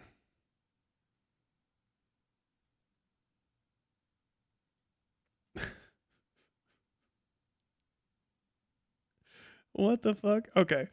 I have no idea what's going on. This is almost like a segment or something. I don't know. I don't really do segments anymore. I probably should, but I don't have time for that shit. I got to make important videos, in my mind. Important. For the last I guess, year technically, the evolution of the H3H3 context puke cycle of content has been this slow evolution of post-Destiny Hassan critique. I think that's what I would call it. We're in a post-Destiny Hassan critique world. That doesn't mean Destiny doesn't exist anymore. Just Destiny is no longer capable of delivering critique to Hassan in any valuable way because he's a sex pervert and a fucking idiot who blew his entire fucking load figuratively and literally on BPD chicks who he treated very, very poorly. And so his reputation is so fucking toileted, but he has his own clout still. That basically what Destiny has become is like America in a weird way in the world in the Cold War. Essentially, Destiny via his audience of reprobate sycophants supports anti-Hassan action. This is just an obvious thing that's happening. It's not conspiratorial. Some people think it is to say this. I don't know why. It's just very obvious. Destiny watches anti-Hassan content put on by other people, and those people get audience boosts because of him doing that. Now, that's not the only people that get audience boosts from Destiny. Pretty much anybody he watches that way will get an audience boost. However, one of the subgenres of his content, and one of the most sacred subgenres of his content for the longest time, is his Hassan bashing. Because they used to date, asexually date, and that ended badly, and his community is upsetty spaghetti about it for various reasons. Now, some people have been gravitating more and more to Destiny because Hassan's rhetoric has not necessarily ramped up, but it has kind of been peeled away from the center claw of what it is. The padding on Hassan is essentially all but gone now. Through his own sloppy, incompetent inability to like relay the information in his head in a way that doesn't make him look like a Chinese, anti-American, Chinese pro-communism, but in like the worst possible way, puppet. Like, just pro-Holodomor, hold the door, pro-hold the door, fucking communist, sociopath. All that's been peeled away. He just has this like very bare and very obvious like cult leader vibe. He's just basically Turkish Jared Leto. That's it. In my mind, that's all I see when I think about Hassan Piker. Much less successful Turkish Jared Leto. No musical talent to speak of. No 30 Seconds to Mars to get him, or presence in Fight Club to get him above the line of Soylent. You know? So he sucks, and there's an increasing need for fucking with him today. Like, not an increasing need, an increasing audience for fucking with him. Because people are really sick of him. He is kind of on the outs as far as being a liked person on the internet goes. He still is liked, to a degree. He's not a pariah, as much as people like to pretend he is. He is a lolcow, but only to certain communities. He's a massive pariah, but only to certain communities. But overall, he still exists in the can get invited to parties stage of his career. I think that's probably going to be coming to an end over the next few years unless he really flips it out. But he's mostly just a clout hog now. So no one hangs out with him or will ever hang out with him again because he's a good person. He's not anyway. Or because he's like a valuable person to have in your life as like a friend and confidant. But because there is wealth and there is attention to be extracted from Hassan. Hassan, I think, knows this, and is sort of pivoting in a direction to become possibly his own uncle. Take of that what you will. It's sort of a way. Found you via mouthwashing. Thanks. Stay for the takes. Thank you, Broad and Retro. Ultimately, he's irritating as fuck. So irritating plus successful creates massive, massive hate communities. There's nothing you can do about that, really. And he's about as irritating and successful ratio-wise as you can get. So there's just a great economy for fucking with him. Destiny owned that economy up until the Sexpestiny metamorphosis as of last November 2024 now. And he can't fuck with it. So he has basically his surrogates that he can fuck with Hassan from. Because anytime Destiny snipes at Hassan, or really kind of anybody now, people just go, you're a pervert, kill yourself, you're a pervert, kill yourself. Which people have always sort of said to him, but now it kind of hits harder because of the lawsuit and all that other stuff. It doesn't really matter where it goes. Destiny kind of put himself in a position where he could be humiliated, and he was. Whether or not he wants to admit that or cares that he was humiliated kind of doesn't matter. People will just respond in crazy ways. And Twitch or Twitter being what it is now, you can say way worse shit. I guarantee you every time he posts, people send him pictures of his own fucking dick, which is got to be not great. Because, I mean, first off, it's what it is. Second off, that's horrible. So he's not in a position where he can kind of fight his own fights anymore. So he has to have proxies, right? He used to have a lot more proxies, but most of his proxies fucking left when that whole thing happened. And there was sort of a lot of bridge burning and shit. I don't think that him and Lonerbox really interact anymore. Not that I've seen, not at a professional scale where you would see constant sort of like Destiny platforming, Lonerbox opinions on H3H3, on Hassan. You can feel about that any way you want. I'm trying to just keep this as professional and to the point as possible so that anybody from those communities seeing this understands that I'm like, I know what I'm talking about before I start making fun of people also. Hutch is the worm boy, okay? So when the H3H3 thing came out, Ethan Klein did what he does best, which is leverage his wealth to get away with being an incompetent fucking idiot. And so he fucked up the entire thing between him and his son and just continued to humiliate himself. But what he opened was a great gulf between him and Destiny for people to be mid-sized creators growing off of a hate community, which has not opened up recently very often. The last one I can think of is that Quinthio or whatever his name is, the guy that kind of constantly talks about pirate software. The problem with the Hassan anti-fan communities right now is that most of them are fucking insane and highly incompetent. And that's just the case. I know this because it's one of the main reasons that I got into criticism and why I stick to hard criticism of Hassan. I think I'm the only one that gives, one of the only people online, my size even, that can give a decent critique of Hassan and also be like a little bit funny about it. You know, not be like cringe and all of my fucking pros.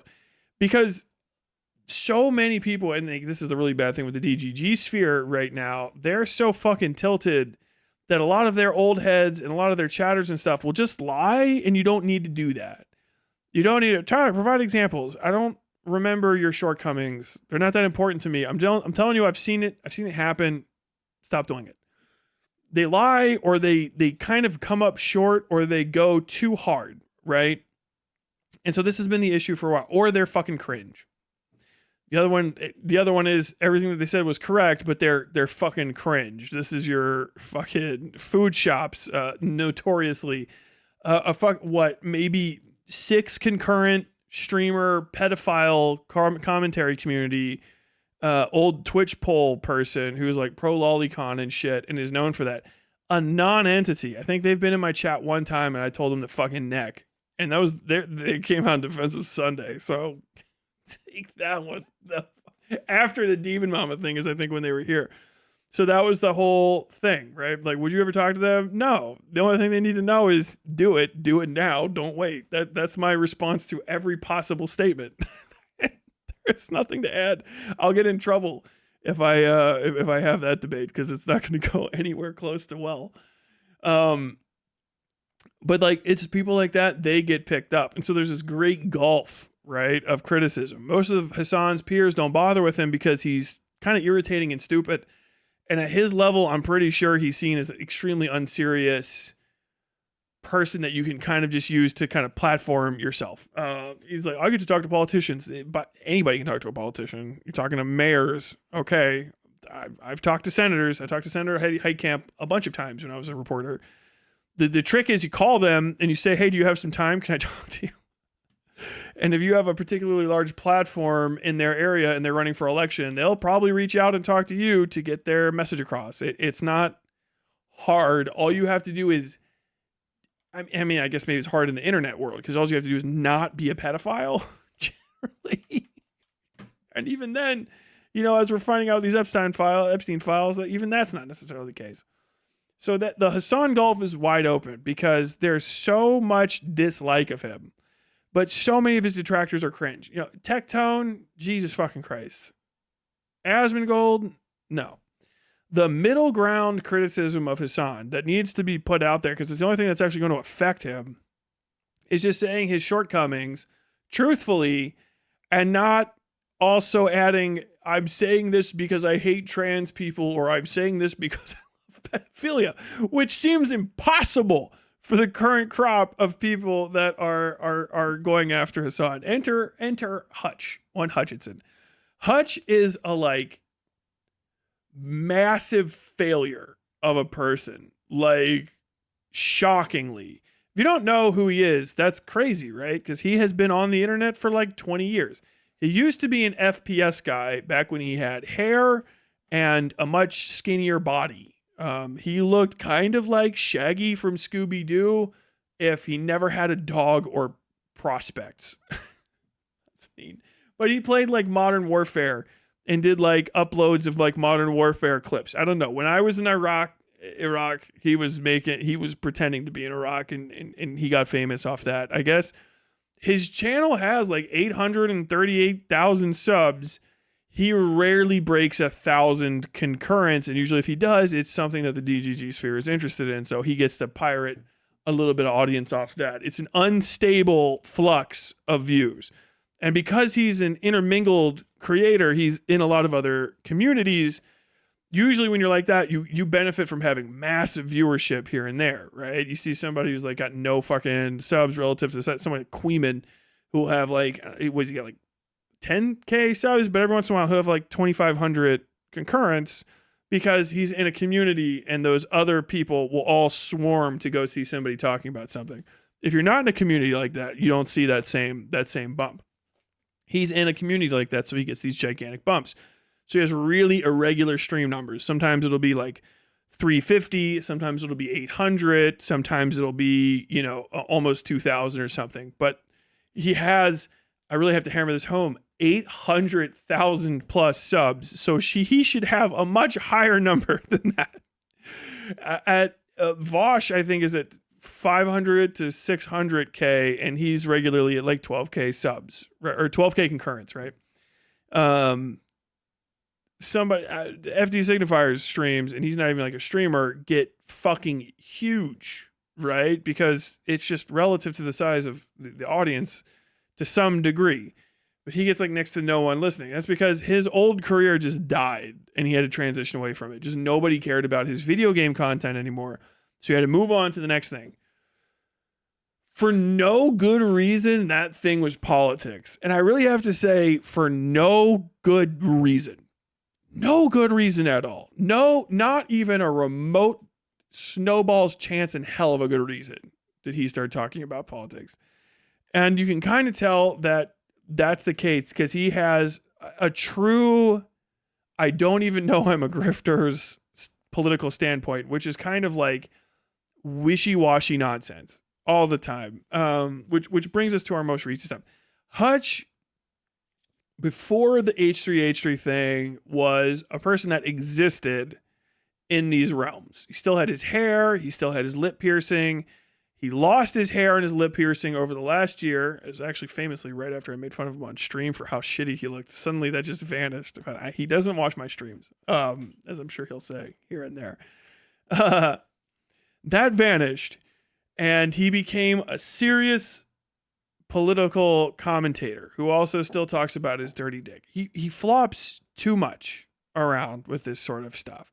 But he's also become the sort of heart of this current crop of Hasanabe anti-fan commentators, and it's been kind of Hassan's got something up his sleeve. I think, I don't know if he's realized that he's kind of in a precarious position, has decided to pivot or what, but he's been paying a lot of attention to these relative to his size fucking nobodies, real nobodies, and he gets criticism from high level people, right, who he will not have it out with to any level to the same that he'll have it out with like Hutch.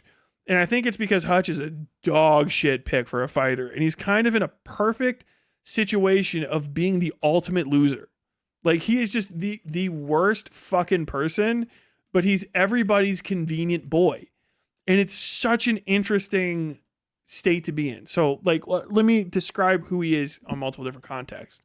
He's old internet, which is one of the only things that Ethan Klein really respects, is that somebody has been on the platform and they can do the, oh, I know this guy. I've been at TwitchCon, right? He's probably met Ethan Klein before Ethan Klein was like super famous. They both live in LA type thing.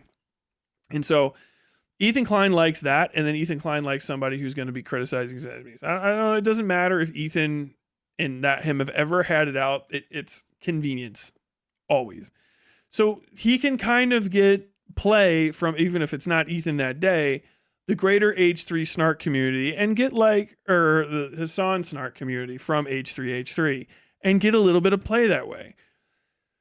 Destiny watches Hassan all the time, and I just gotta say, can somebody clip this and share it with Destiny? Bro, it's so fucking transparent that you are putting his like little doodles on the fridge level trying to support a fucking idiot. Destiny is so, I've watched these, I'm starting to like collect them because they tickle me fucking pink.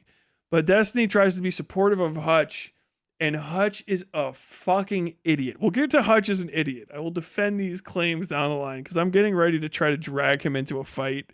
I need it. I need it because it's personal for me, because he's talking about where I live and he's a fucking Los Angeles person. And I need to establish on the fucking internet that if you're a coastal cunt and you talk about Appalachia or Kentucky, I'm going to try to get you. I want that to be established. He's just fucking meat on the cutting board for that fucking whole point. But Destiny will talk about him and be like, well, I wouldn't necessarily have said that, but Hutch is making kind of a good point. Even Destiny's chat is like, what was that a good point? And he's such a imprintable rube, but he's the perfect boy for everybody. He has no spine. He is the worm boy. He just goes in directions, and he's Hutch is hypersensitive. Everything, I have talked shit about him, and I'm way smaller, and he has remembered everything I've ever said about him. He's done the, I'm going to pretend I don't know who you are, but he brings my shit up all the time. Every criticism I've made of him, he has internalized. It's awesome. If I get him, Hutch, if you're in here right now, you can remain anonymous, but bro, it's coming. You can't get away from it. It's going to happen. And it's going to be bad and you deserve it. But it'll make you better, I swear to God. But he's like Destiny's guy, because he will not have Destiny react to him and then say, like, Destiny, neck it out. Like, he won't make a principled stance of, like, I don't want support from Destiny's community. He sidelined, let all of those old Destiny orbiters like J-Stalk, Juice Stalker, and the rest kind of peel off and go their own way. And now he sort of hangs out with these sort of like center left lib types, the live and learn, whatever guys, who are kind of the last Destiny people until Destiny really builds his roster with people that actually have like talent and drive is the best way to say it. I don't know. It's absolutely the leftovers compared to if you watch like a Destiny stream from 5 or 6 years ago. It is rough. There's a lot of fucking setups that just fall right into the ground. Just imagine a fucking 4-on-4 volleyball team where only one person knows how to play volleyball. That's what it is watching fucking Destiny talk with any of these other guys. But they get nice big bumps from it. It is what it is. Hutch is tippity top of this thing Because Hutch is the stupidest fucking person, I swear to God, on earth. I have no idea why he doesn't understand it about himself. For a while, I was like, is it a bit? And I don't think it is. I think he tries to do the Asmongold thing where he kind of just says, like, yeah, maybe people like to call me stupid, but I don't think I am. You know? He tries to shake it off, but you can get him mad. Hassan has picked up on Hutch's weakness, and I think Hassan wants Hutch to live forever, if I had to guess, because Hutch is a perfect dumb fuck. He's the best possible lib for Hassan to latch onto. He is ignorant as fuck on the issues. It's crazy. You know you don't know anything about the issues if you start doing Destiny's pedotheticals. Pedotheticals or pedophile hypotheticals are an old Destiny ploy that has been picked up by a lot of people. I see the commentary community fucking loves it. Small commentary loves doing this shit. The point of a hypothetical in real life is to take things that have happened provably, change a small thing about them, and see if that would actually change the outcome in order to still arrive at a real thing. Hypotheticals have to begin and end in the reality you're in to be valuable. I.e., there is no bridge on this hill. This hill, I've seen bridges on hills before. Could we put a bridge on this hill? Yes or no? Well, hypothetically, if the bridge went here, we could have a bridge. That's what a hypothetical's for. Pedotheticals are for normalizing abstract and impossible ideas in ways that allow you to start forcing people to entertain insane and unentertainable things in a debate that's not about them. The reason they're called a pedothetical is because it's also in abuse situations, the way that you get a person that you're going to abuse or like their family to accept the possibility that abuse is beneficial to them. But what if you were sexually assaulted, but we'll butter up the language and you enjoyed it? What about that? What if this wasn't an abuse and you had led me on instead? It's a pedothetical, right? The point is to normalize something that's not normal and so abnormal as an abstraction that it's actually crazy. And then pretending that the people that don't want to talk about something that is untoward, unrelated, or disgusting is somehow defeating to their standpoint. Hutch loves these because he thinks he's winning when he brings one up, and he doesn't realize, for whatever reason, that he sounds like an unserious moron. I don't know how he hasn't picked up on it yet, because he is the laughing stock of whole chunks of the internet because of it. I'm going to guess it's because he's also Destiny's perfect boy, and so long as Hutch is saying mean things about Hassan, Destiny doesn't give a fuck. He just wants the proxy war to continue. He doesn't care if his proxy loses. One of these, I mean, these are what do we have? Who would you vote for in an election with Hitler and Hassan? Would you vote for Hitler or Hassan? And then taking any statement as serious when Hitler and Hassan both can't run for office? That's not a hypothetical. Hitler's dead and Hassan could technically do it, but what office? President? Where, when, and how? I think he's legally allowed to run for president this year. I think he just turned 35. Maybe. He might be 34. In which case he can't run for president for another year anyway. What a difference a year makes. Would you rather have Jeffrey Epstein for president or Hassan? Understand, these are little kid things to say. This is, if a fridge could fly, would birds eat out of it? And you go, well, I'm going to entertain this as like a stupid thing for me to say to a kid. Okay, maybe, I don't know. It's what if, because it's inherently fiction. And not only is it so inherently fiction, it does not provide any relative knowledge to the world. It doesn't give you a principled standpoint because it is abstracted from even the way that people make decisions about these things. When you say, like, who would you rather vote for, Kamala Harris or Donald Trump? You can actually see real people with real pasts and histories who are actively engaging in this thing and have a whole modus of how they'll win.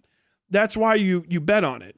Anything else is little kid power scaling. Who would win in a fight, Vegeta or One Punch Man Saitama? First off, obviously One Punch Man Saitama because he's a joke character. But second off, nobody likes power scaling conversations if they're over 18 because it's always just, they're so unrelated. You're talking about two different universes with two different power systems. It's pointless to bring it up.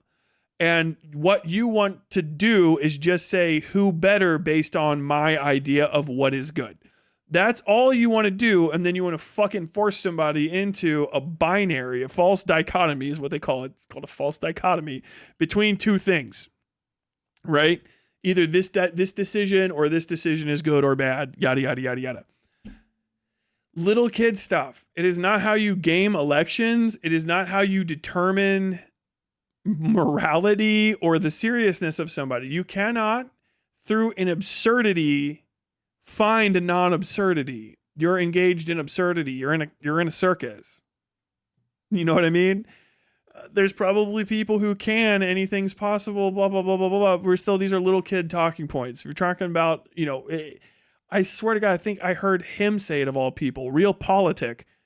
That is not what this is. This is not Machiavelli. This is not even Kissinger. This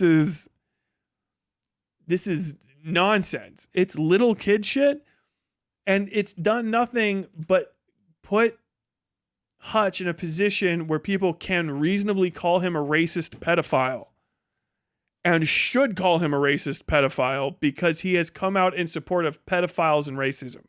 And by the way, if you're out there like, what, if somebody supports a pedophile, they're a pedophile? Yes, it catches. It's a social disease. It catches. You just treat everybody like they're infected if they're near it. What about you? Kill me. I don't give a fuck. I'll die. One of his other ones was, would you allow a segregationist into the Democratic Party to win? And it's the stupidest possible thing to say because you are a racist for making it. He said, if a segregationist could be in, but it prevents a worse result, then shouldn't we do that? You have to be, this is how I'll explain, you have to be racist to say that there could be a better situation because you have to exist in a world where a segregationist can still create a good situation for you. If you will not benefit from segregation, the presence of the segregationist defeats winning at all. Including a segregationist in your party is antithetical to having black people in your party. It's antithetical to it. It's saying, I'm willing to win at your expense. There's no cost to me. Some of you may lose rights, but it's a price I'm willing to pay. You are racist for making that analogy. Not the analogy itself simply is racist, and for repeating it, you are. You have to be a racist. You have to be a racist to put that together in your head, because if you weren't racist, you would know that segregationists are to a point where black people get segregated out of it. You are advocating for the discomfort of black folk to achieve the comfort of white. That is fundamentally, inherently, inarguably racist. It doesn't matter what you think you were trying to accomplish. This is the best part about it. It doesn't matter what you think you were trying to accomplish. You are my good friend C-Space. How many of your thoughts are the N-word? Some. You are a racist.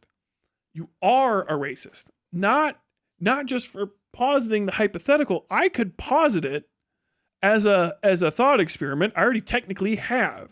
Would you allow a segregationist in to win? No. No, I wouldn't. Because that's not winning. That's still a loss. Because part of my win condition is that black people have rights.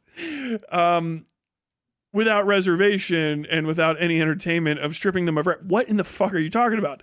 It's such a crazy thing to say that you have to literally forget what the fuck side you're on in order to make it.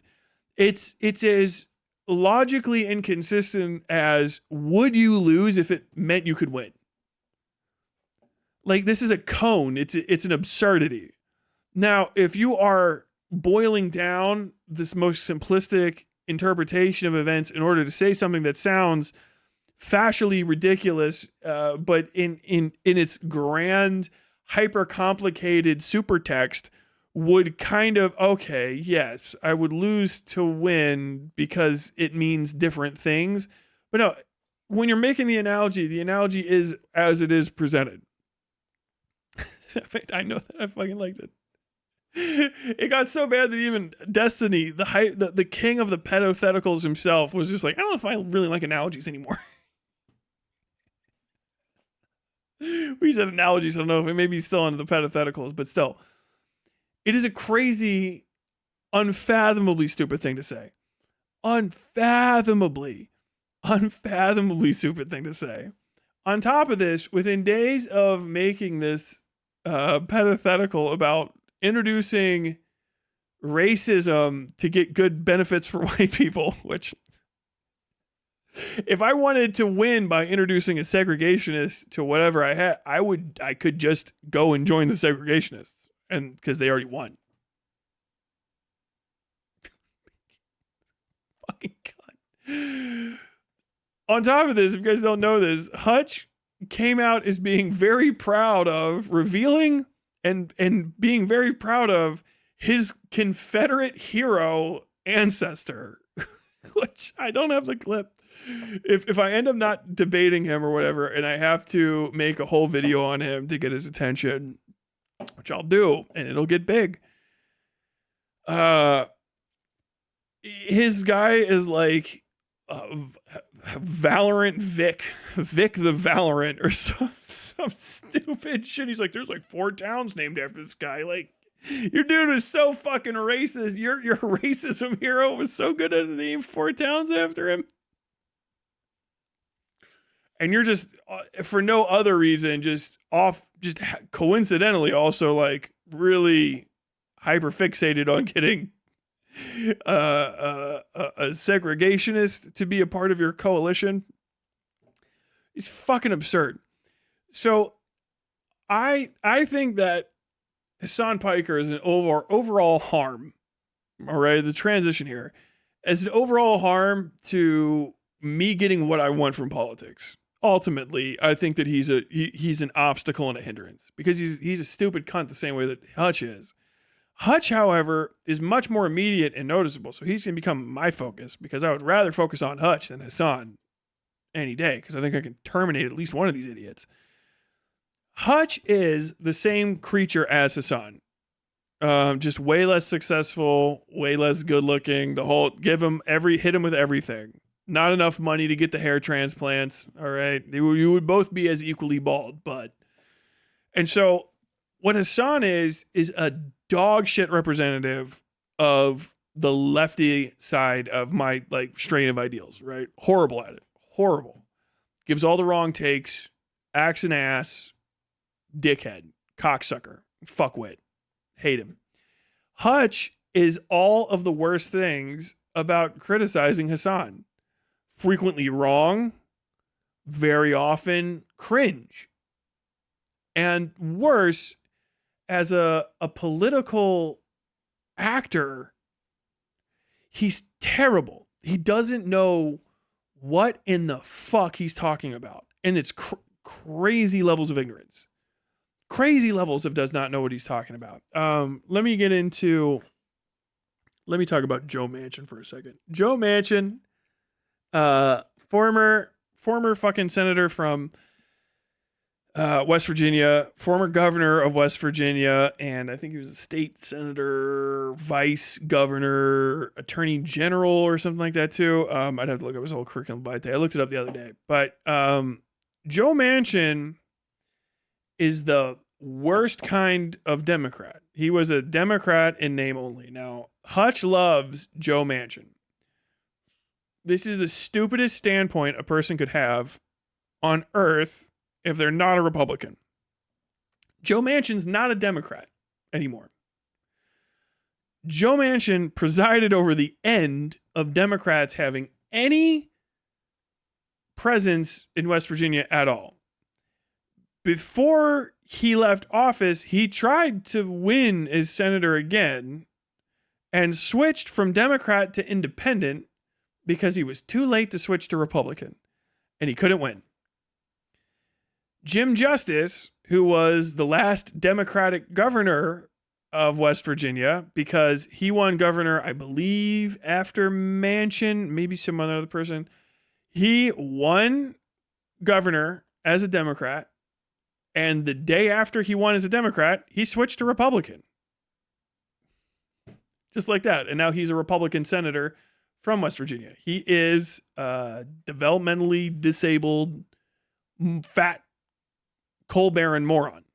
Jim Justice is visibly, notably stupid. West Virginia is a small place. I know people who are not rich people who know Jim Justice. And they're like, he doesn't pay for checks. He's not a conversationalist. He's actually a very stupid person. Like you cannot have conversations with him because he's like mentally touched. He's Jim Justice, the like third. And the previous iterations all were a line down to the bottom. He's like dumb as fuck, but he's the fucking senator now because people like Joe Manchin were dog shit. Joe Manchin presided over the worst years in West Virginia's history. Joe Manchin was the governor during the opioid crisis. He was a senator during the opioid crisis. He's a senator and a governor during the decline of public education in West Virginia, during the decline of jobs in West Virginia. He was, as a Democrat, a fuck awful leader. It doesn't matter. If you look at his office or something, it'll say he did great because all of them do. He sucked. He was in charge. The state got worse bit by bit by bit by bit. He could not drum up support for anything good. He didn't care to, first and foremost. But he just led West Virginia to shit as a Democrat in a way that made it so that no one in West Virginia ever has to take Democrats serious again. Because he was really the last Democrat in West Virginia politics at that level. And he will be the last Democrat in West Virginia politics at that level for a while if stuff doesn't change. I mean, it fucking Patrick Morrissey is the fucking... Leave me be. He was dog shit at it. First off, Hutch's thing is that, well, at least we had a Democrat in office. But the thing is, and I guess I'll just get his voting record here. Joe Manchin voting record. 14 years of it. AFL-CIO.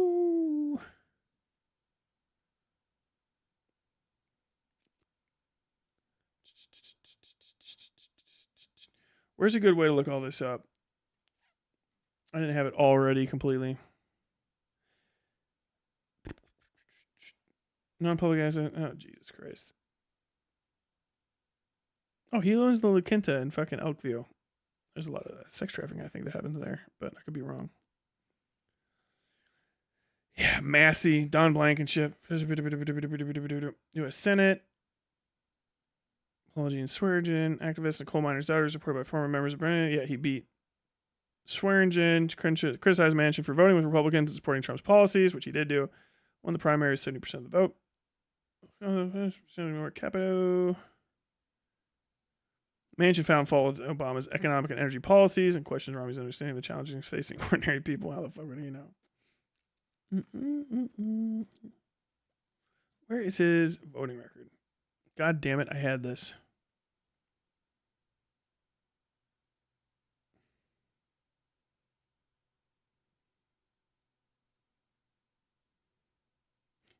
Yeah, February 2018, a congressional quarterly study found that Manchin had voted with Trump's position 71% of the time in Trump's first year in office. By the end of his presidency, Manchin only voted with the president 50.4%. Voted with Biden 88.9%. So the point of this all... Oh, shit. Intrachaotic. Hey, thanks for the $20. Hutch has shown the worst way to lead your life after you couldn't make it playing video games for a living. Yes. One of Hutch's things was that he was... he was on board with the Build Back Better bill, which is a crazy thing to say because I was paying attention to that. I read the news here and there, and he was not.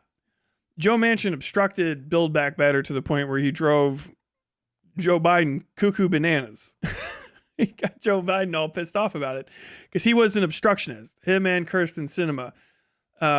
Voting with your party 88% of the time is no bueno. And supporting the other side, particularly the other side is Donald Trump, 50 to 71% of the time is even worse. Most of the time, most votes they don't ever show up, right? They don't show up. You don't care. No one cares. They kind of pass, not necessarily along party lines, but like it's like, okay, yeah, no one cares. We're sort of for it, sort of against it. It's not controversial. It kind of comes, it kind of goes. Now, in the Super Senate area, it becomes like omnibus stuff. But wiki page on voting records, I gotta hunt it down because now I'm out on it. Jesus. Insulate Buildings Act. Yeah, Insulate. Department of Veterans Affairs Provider Accountability. Energy and Fuel. Okay, hold on. I'll do it this way. Joe Manchin.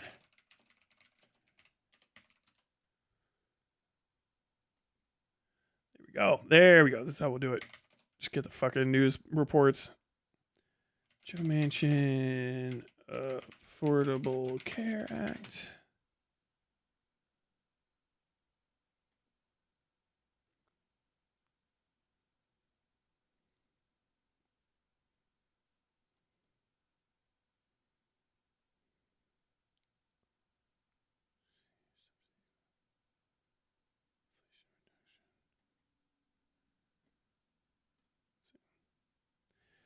Manchin's offers to Dems take a healthcare deal or try again later. His move leaves a slimmed down bill as the only guaranteed option for Democrats who have long hoped for a far more expansive legislation. Burgess Everett. Surgery to the Senate. Joe Manchin is forcing Democrats into a brutal choice. This is 7/15/2022. Take a deal now to lower the costs of healthcare premiums and prescription drugs, or try to negotiate a larger bill in September that includes climate and tax reform with no guarantee it'll pass. The West Virginia Democrat said Friday that he wants to see another month of inflation numbers before considering legislation that might increase taxes on some higher income Americans and plow hundreds of billions of dollars into the energy sector. On Thursday, Manchin unequivocally rejected July or August approval of Democrats' proposed energy investments and tax increases in a meeting with Senate Majority Leader Chuck Schumer, according to a person briefed on the meeting. Told West Virginia resident Hoppy Kercheval that he's not cutting off negotiations with Schumer, but when it comes to the legislation that would spend $500 billion and raise $1 trillion in revenues, he advised his colleagues, come back the 1st of September and pass this legislation if it's a good piece of legislation. He always stomps down the stuff that you need. Manchin's statement on the failed Senate attempt to repeal the ACA. Joe Manchin released the following statement on his vote against repealing the Affordable Care Act. Failed against Senate partner's approach. That's the first time. Inflation Reduction Act will increase inflation. On Friday, researchers with the Penn Wharton budget model, a favorite of Senator Joe Manchin, reported the newly revived Build Back Broke bill will do little to nothing to tamp down the inflation crisis that is robbing the paychecks of the hardworking Americans and actually inflation in the new term.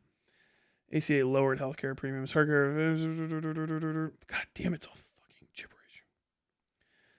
Joe Manchin joined Senate GOP to strip healthcare from transgender military members and their families. In a distressing turn for LGBTQ plus rights, Joe Manchin of Ruby Red, West Virginia, who recently became an independent after leaving the Democratic Party, has joined Senate Republicans in supporting amendments to the annual must-pass defense policy bill. These amendments, which restrict gender-affirming care for transgender military personnel and families, have sparked outrage. During closed-door sessions last month, Senate Armed Services Committee added amendments to the National Defense Authorization Act that banned the use of Department of Defense funds for sex change surgeries and prevented the military health system from offering hormone therapy, puberty blockers, and other treatments for transgender minors. The amendments to the NDAA passed narrowly 13-12, with Manchin's support proving decisive. So, anti-trans.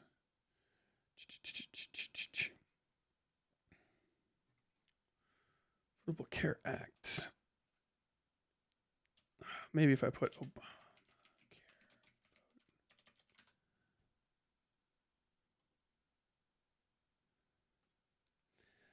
Earlier this year, West Virginia said he would have voted for President Barack Obama's healthcare plan, but this weekend he told Fox News he wouldn't have voted for the bill on final passage. Manchin's Sunday comments were an outright turnaround and a sign of Manchin's difficult task in his race for the Senate. He must run against an unpopular president's signature legislation all while wooing the Democratic base that makes up 2/3 of the state's voters. For a Democrat who is not even in Congress when the health care bill is approved, it's likely that no other Senate candidate has been forced to explain his or her position on the bill as frequently as Manchin has this fall during his campaign against Republican John Reese. Part of the reason has to do with the timing of this late-breaking race. The seat opened somewhat unexpectedly after Senator Robert Byrd had died in late June. Robert Byrd is a former Klansman who turned his life around, and now there's a big statue of him, which the people of West Virginia really could not afford, but they have anyway in the Capitol. Well, after every Senate candidate in the country had gotten his or her campaign off the ground. Moreover, Democrats thought the popular governor was a shoo-in for the seat after he announced his campaign in July, but 1 week from Election Day, polls showed a dead heat. Manchin has not had the perspective of a candidate who's been running all year long, said before it. When questioned on Fox News Sunday whether he would have voted against the health care bill on final passage, Manchin said, correct. He explained that he never thought the legislation would be as far-reaching as it was in its ultimate form. And I think many people didn't know about the bill, Manchin said, and it's up 2,000 pages or more. So, this is his whole thing. Is he an actual Republican? No, but he's just useless. He's no good. It's pussyfooting, right? I mean, you can say what you want, but he's no good. He's not useful. He's raised as pro-life. Yeah. One of 3 Democrats to join Republicans in voting for a bill to require all that doctors care for infants born alive after a failed abortion. Only Democratic senator to vote against an abortion proposal, Women's Health Protection Act. Vote against his party's bills, Women's Health. Only Senate Democrat to oppose the legislation.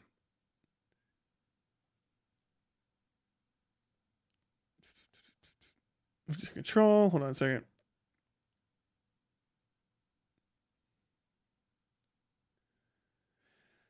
During 2021, at the time Manchin opposed the Biden-supported Build Back Better bill, several Republicans urged Manchin join the Republican Party. During appearances on Fox News, McConnell, Justice, Jan Van Jew, Bill Haggerty, Tom Cotton, some racist motherfuckers.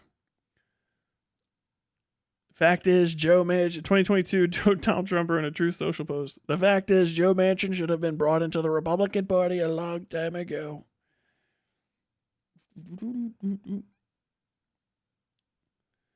Puerto Rico statehood. Manchin said he did not see the need for D.C. statehood with the type of services that we're getting in D.C. right now. He was not convinced it's the way to go of Puerto Rico statehood. Manchin said that he opposed, but was open to discussion.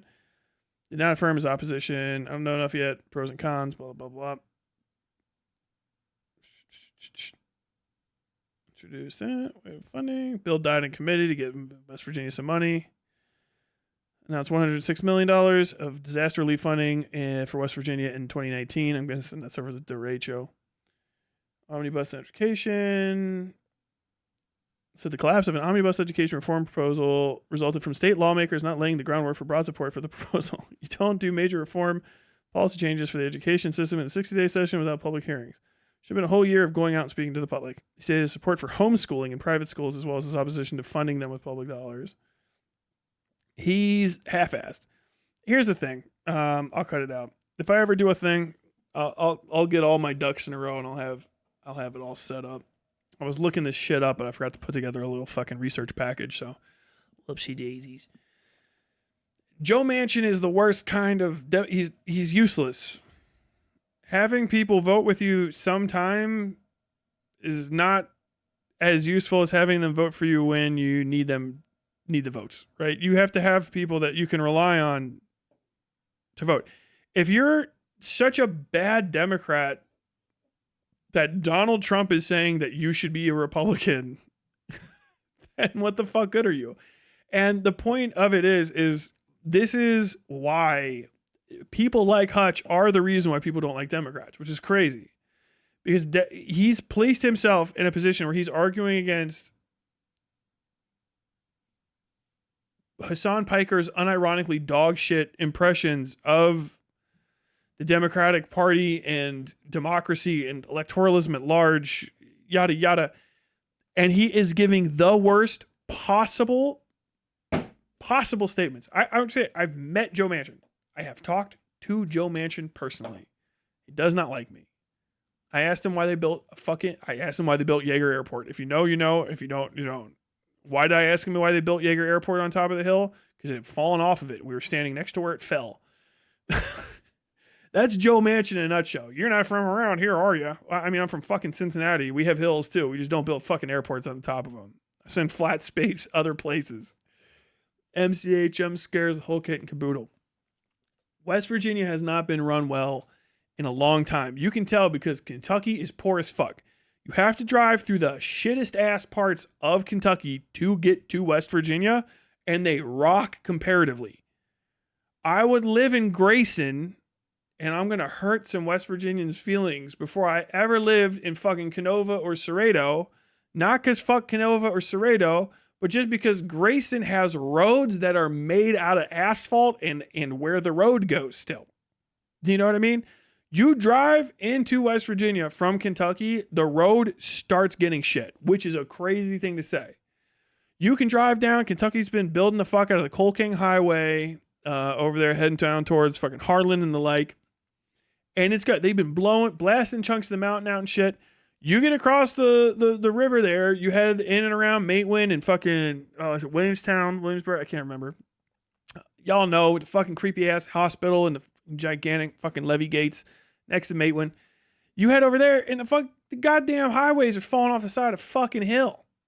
It's dog shit. It's a bad place to live. Not because y'all are bad people, but because the other side of the river fucking rocks. It's the same fucking hills. There's a river there. That's fucking it. And then all the roads suck. And all the fucking buildings suck. And all the services suck. Compared to Kentucky. I was raised in fucking Ohio. I feel spoiled sometimes. Like the way I grew up when I see how shit's in Kentucky here and there. And then I get across that river and we don't got any money. Like Jim Justice fat fuck ass gave money back. Like you don't even know. Like they give money away. They get money for poor people in West Virginia and give it to rich people to cut taxes. And you can beat that with good governance. You cannot tolerate fuck ass, half dickin', fake fuck Democrats because people will see a fake fuck Democrat and go, well, I might as well just have the Republican because then at least Donald Trump's not going to try to punish us for being blue. But that's the case.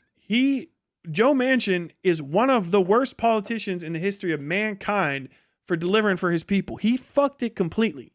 He's an idiot. He doesn't know how the world works. He's a play pretend working class guy. He's a fucking multi-millionaire. He's always been rich. He owns property. That boy ain't got no fucking understanding of what it's like to work for a living. I'll fucking fight him on it. That old fucking gray-haired cunt. Fuck him and fuck his fucking daughter. Okay? Fuck his whole family. Fuck his grandkids. Fuck his wife. And fuck his dead grandma. I don't fucking like that motherfucker. He's dog shit. He fucked up a state I love. West Virginia's a good place. It's full of good people. They get hornswoggled. And they get overtalked by these fucking cocksucking fuck Columbia grads who get sent out from fucking Morgantown and shit and then come back thinking their fucking shit don't stink, walking down from Wheeling or Pittsburgh or whatever the fuck and carpetbagging in their own fucking state. Joe Manchin's a fuck ass carpetbagger. I'll say it. A fucking New Yorker said he's a good fucking guy. He's a carpetbagging fuck. Fuck him. Kill yourself. I don't fucking give a fuck. Fuck Joe Manchin. And the thing is if you don't got any understanding of that shit, shut the fuck up. Shut the fuck. I'd rather have a Manchin vote with us sometimes than a Republican that votes with us never. No, you fucking don't. You don't. And you don't even know why you don't because you're from a fucking blue state. I want incompetent Republicans all the time, and I hate a fucking half-ass, fuck-ass fucking Democrat. You need to hate fuck-ass, half-ass Democrats. You need to hate them with your guts. You need to hate them so hard that the flesh burns off their fucking bones when you look at them.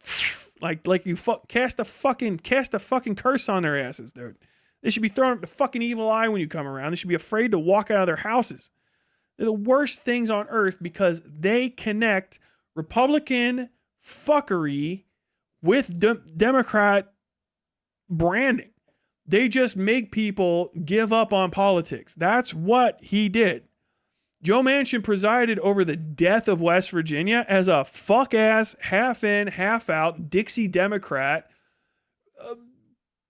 Part of the legacy descended from a guy who was in the Klan. People like Robert Byrd. I don't know why. I respect that they do, but you ain't got shit but a big ass statue of Robert Byrd and no fucking pot to piss in. Motherfucker. It is what it is. I'll hear people out on it. But fuck Joe, man. What in the fuck? He didn't even end on the right team. He quit. He's a fucking traitor. He quit. He quit because he can trick fucking Los Angelinos who don't have a fucking stake in the places where I live. Y'all need to shut the fuck up and know your fucking role in these conversations, which is silence, bitch. Or fucking do some fucking research. He said that Joe Manchin was instrumental in passing the Build Back Better bill. Yeah, the same way getting shot in the fucking throat is instrumental to getting a fucking Medal of Honor. You'd rather it didn't fucking happen. You can still win the Medal of Honor without getting shot in the fucking throat. Like, it is the stupidest fucking thing. He's stuck on it because he's an idiot. And I don't know if he's actually a Republican. He probably is. I wouldn't be surprised. It's not even how I left the left. He's anti-lefty completely because he's afraid of fucking communism. I guess. I don't know. He thinks that Hassan Piker is somehow like a principled like socialist. Like a rich guy from California who fucking swindles rubes for a living is actually like the next coming of Lenin. I don't know where he gets this from, but he feeds into fucking Hassan Piker's cult and sounds like a fucking idiot while he's doing it. And I hate him for it. I hope he gets sent this. I hope he listens to it. I hope he doesn't do his research and gives me enough time. I'll fucking put together the fucking research packet. I'll beat your ass to death. Death with it. Would you vote for Newsom over Vance? And would Join be okay with a lefty in a swing state not voting for Newsom? What the fuck are you talking about? Just vote blue, but not no matter who. Like, that's the thing. Hutch's entire fucking platform seems to be vote ignorantly. Oh, I never said that, but it comes off that way. It doesn't matter what you said. I don't think you're in control of your words. You sound like a fucking moron. Just like you have to be focused on these primaries and shit, and your primaries, yeah, vote blue, maintain the fucking power balance away from conservatism, really is all that means. If tomorrow red starts being red, I'm going crazy. If like somebody goes like, yeah, I took over a chapter of the Republican Party, they're all mad as fucking me, but I just keep saying I'm a Republican, but I'm dead ass a socialist. Okay, then I'll vote Republican. I don't give a fuck. I don't care about the teams. They mean nothing to me.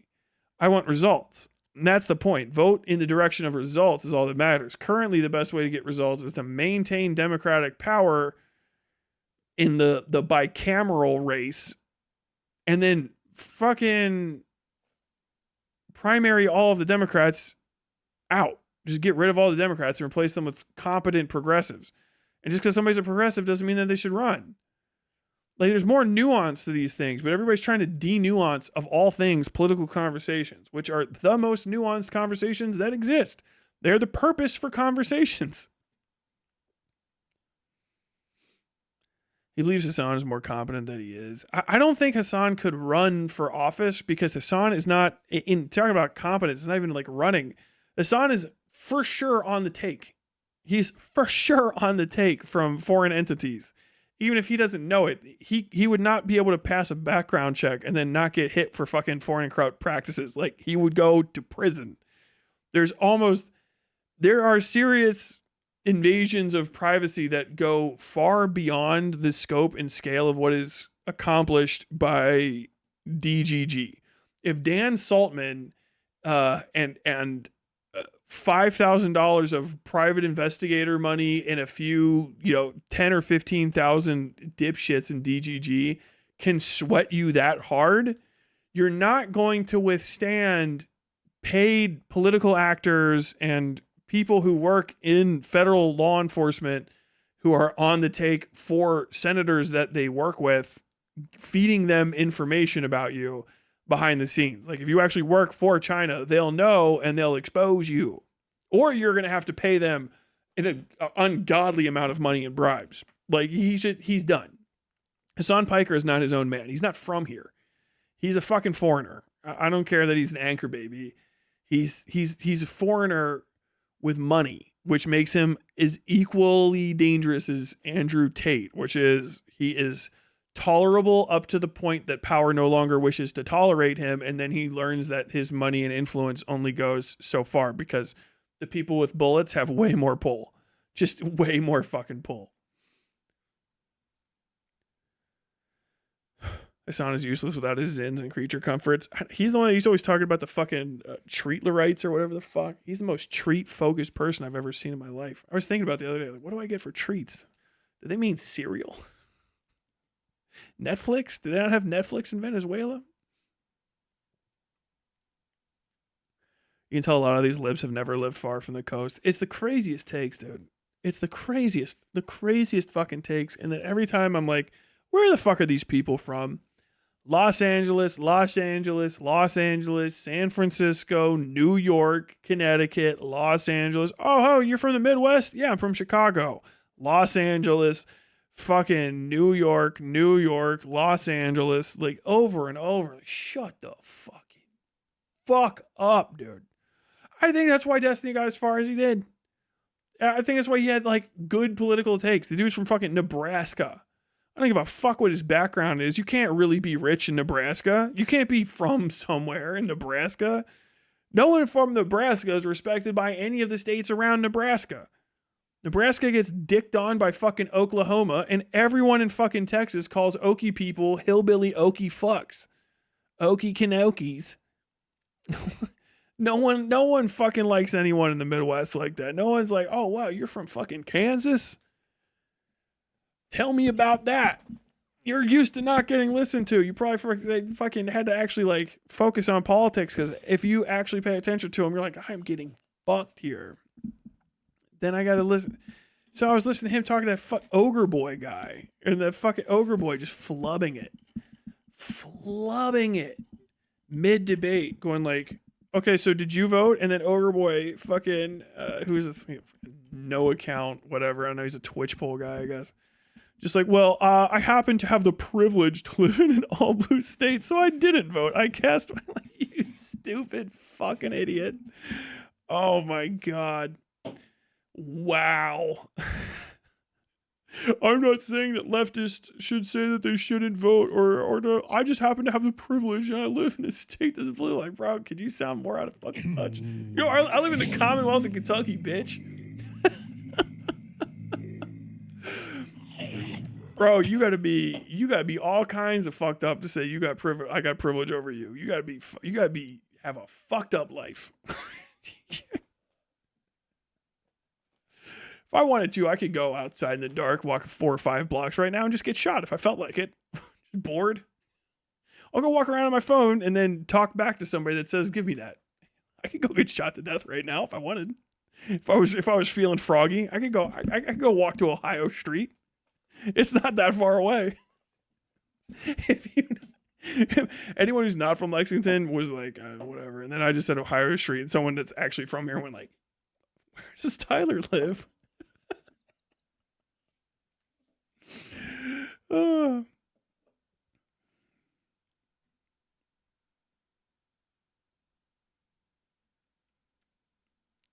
Voting records are hard to put together.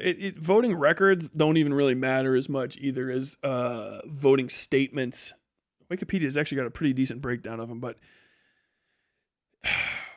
voting record is a final summary of a whole event that leads up to the vote, and all of that is much more important than the vote itself, particularly if somebody's involved in conflict, because it means that they're extracting stuff based on that vote. So Joe Manchin's over there fucking around with stuff that people really need to live. He's fucking around with Build Back Better, which is fucking around with like literally just handing, like, he's one of the main reasons. I gotta not pick this fucking zit I just saw on the side of my head. Don't do it, Tyler. He's one of the reasons that the fucking Joe Biden presidency looked like shit. He's an obstructionist. Play pretend. He's a fucking wolf in sheep's clothing. Like, I don't know why these are difficult things for people to understand. He what? His what? If somebody's got that clip in the Discord handy, we can play that because it's actually very funny.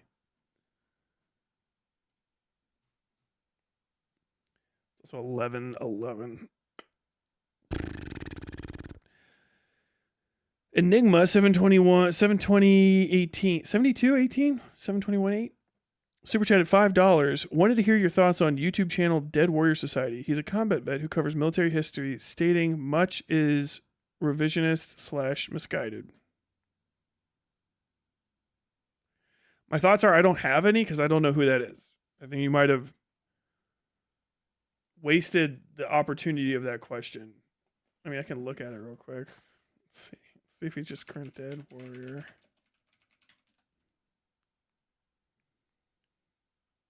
Is this AI art?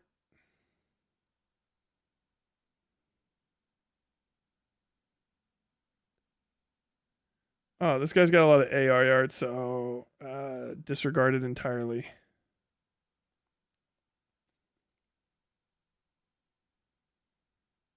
Got plenty of views. First Sturkey. Is it supposed to be Strike? Oh yeah, it's supposed to be first. It is supposed to be Strike, but he got his own title wrong in his thumbnail. Yeah, I'm not even gonna grace this guy with a watch.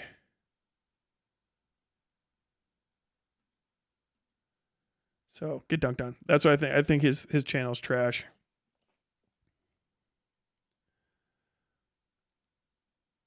Hutchiversity. It's like PragerU. It was like Shadiversity.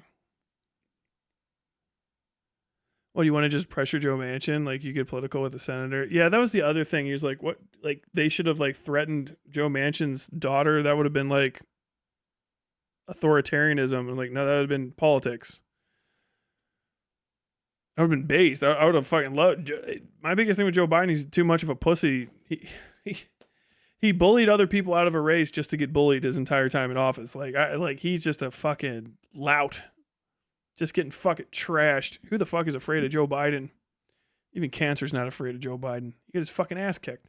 Got his ass kicked the whole time. Supported him while he was in office, but now that he's done, I can call him the fucking bum that he is. But dude, such a fucking pushover. I got this clip from today. This shit's ridiculous. I was putting that. This is gonna be in my video. It's coming up, but I do just want to share it. Is that in Trump issues? Yeah.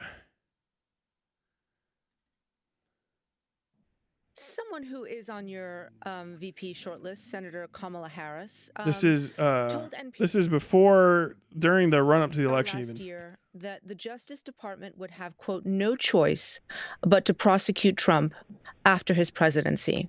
Should you win, would you follow through on the many investigations? Could you envision him, a former president, being prosecuted if the evidence shows wrongdoing? Look, the Justice Department is not the president's private law firm. The Attorney General is not the president's private lawyer. I will not interfere with the Justice Department's judgment of whether or not they think they should pursue the prosecution of anyone that they think has violated the law. But I also including a former president. It depends on what happens.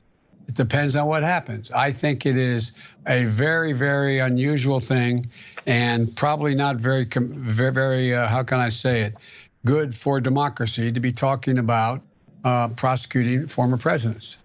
Well, what has to happen? You say depending on what happens. What has to happen? What is the bar for you? I'm sorry, depending on, I don't know what some of these cases going on in the New York courts are. I don't know the detail of those cases. And so if there's a case underway. Bro, what a pushover, dude. Absolute loser. Pathetic. I mean, really, that's it. At the time, you gotta fucking support the guy because it's better than nothing. But like, literally, better than nothingism does not get you more than a can kick down the road. I'll kick the can, but I'm not gonna treat it as more than a can kick. It's not something to be proud of. It's like a fuck. And you can only get people to do that for so much before they abandon it. It's just gonna happen. You can't sell people on stale bread for forever. And that's what Hutch wants to do. Hutch wants to oversee the death of the party he pretends to support through the gutting of it by just the removal of everything remotely valuable about it in order to win a fight that won't matter because you're not fighting for anything. You know what I mean? It's like the opposite of being a knight. Uncle I roll for the 5 gifted subs. Thanks, buddy. Thanks, buddy.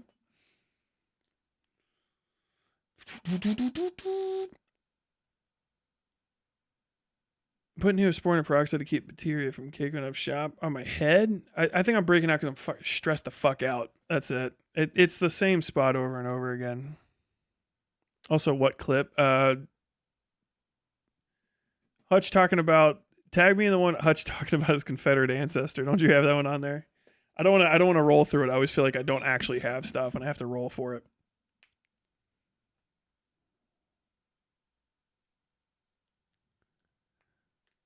Christ, maybe people gaslit themselves and think this man had a stutter. Man can barely speak.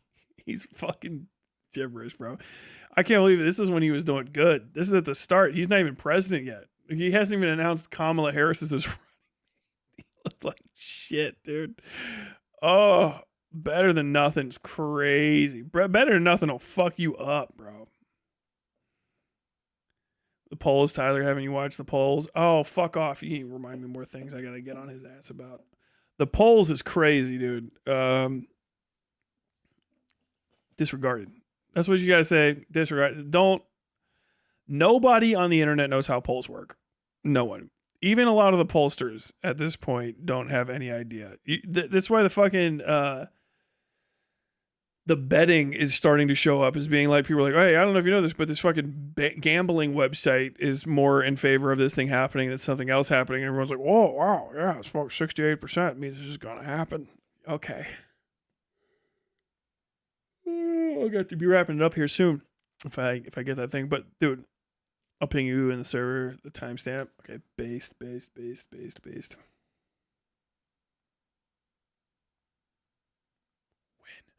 Polls are useless. I think I've said this a million times. They're useless. Just don't even interact with them. You can't read them. You can't. If you're a statistician who professionally reads polls, you know I'm right about you not being able to read them. They're not data, they're not conclusive, right? They're singular data points. They have no real context. And this is like impossible to convince people of. They're like, no, the questions were the context. Like, no, they are contextless data points, almost always. A poll is a single experiment to find out the answer to a question that can only be answered then and once, which makes it, by default, a flawed experiment inherently. Which is why polls have to come with uncertainty. They have to come with uncertainty. And they're supposed to have uncertainty matrices and stuff. And people don't even get it. They just say, no, I don't know if you know this, but 25% of people would support Joe Manchin if he decided to eat a cheeseburger right now. Like, what? How do you know? How do you think you know that? When was that asked? And it's like, oh, this is a poll from 1964. Fuck it. This is a poll from 4 days ago. Okay, it's useless. What do you mean it's useless? That's a poll from that is a data point about 4 days ago. It's a 4 day ago data point. Today's a different day. What does that change? Changes the day. How important was the day? Do you not know? Well, I don't know. How important is a day? Well, if you don't have how important the day is to the data point, you don't know how important the data point is. You can't qualify the data point because polls are almost invariably based on people's vibe. It's not a concrete subjective aspect of their life. It's a vibe. Very often, the questions themselves are highly vibes based. On a scale of 1 to 5, how do you feel about cheeseburgers? Well, am I hungry? Right? You're asking me at 11:30. I usually eat at 11:45. I got up for work today at 6:30. And I ate a small breakfast because I thought that my leftovers had more leftovers than there were. I thought I had like 5 pieces of pizza. I had 2 pieces of pizza that I reheated. I have heartburn and I'm hungry as fuck. I'm also a little cranky. I think I'd love a cheeseburger right now. As a matter of fact, it sounds great. I normally don't eat cheeseburgers because I'm not into that. I like pizza. But right now, I'd fucking kill a cheeseburger because I'm starving. Okay, why? Because it's Thursday. It's 11:30 on a Thursday. It's a work day, and I'm about to eat. Polls will have information like that in them. No one ever looks at it. You've never even heard, half of you, if you've heard about polls before, and I'm telling you all this extra shit, you're like, well, what does that have to do with that? Any of that? Ask a pollster. It's everything to do with it. That's everything. It's the context of the poll itself. That's everything to do with the poll. It's the only thing that makes the poll valuable is the stuff I said, and you've never heard it. You've never heard it when any of your fucking streamers are talking about polls, or worse, your Fox News contributors. Well, how does it change anything? I don't know. I asked the guy the exact same question on Sunday after lunch. See if would you think things would change? Well, I think things might change. Okay. Well, so now you know the difference a day makes. It's just like that song. 24 little hours. Now there's sun and there's flowers where there used to be rain. Very good song. You should listen to it. How about, will America attack Venezuela on January 2nd? What do you think the likelihood America is going to attack Venezuela? I don't know, pretty low. It seemed very high at all. How about January 4th? Didn't we just do that? Seems like it's different. I don't know. Would you support punching gigantic Bill over there? He's gigantic. No. Okay. How about now that you've seen that punching gigantic Bill makes him burp out a whole gold egg that you can spend for money? No, I think I would do it. Which is an objective analysis at all. No. It's a single data point. A single data point that's only valuable in that moment and in that context and is worthless after that unless you are very, very good at guessing the through line for multiple of these data points. And almost invariably, nobody's looked at any other ones. You know how polls are used? I know how polls are used. I know exactly why Hutch loves polls. Because you can pretend a poll says anything that you want to. You can always interpret it in two different ways. Every question, everything. Americans are 50%. It's glass half full, glass half empty. Americans think 50% of Americans are convinced glasses are half empty.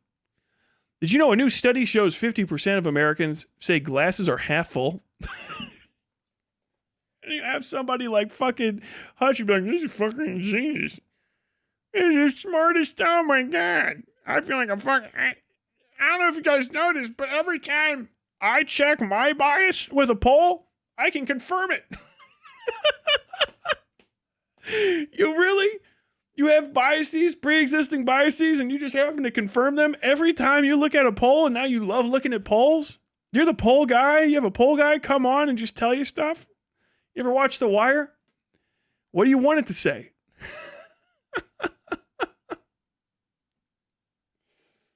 Okay, I got this. Is it up here? Now, we will not tag you in the relevant thread. We will tag you somewhere else.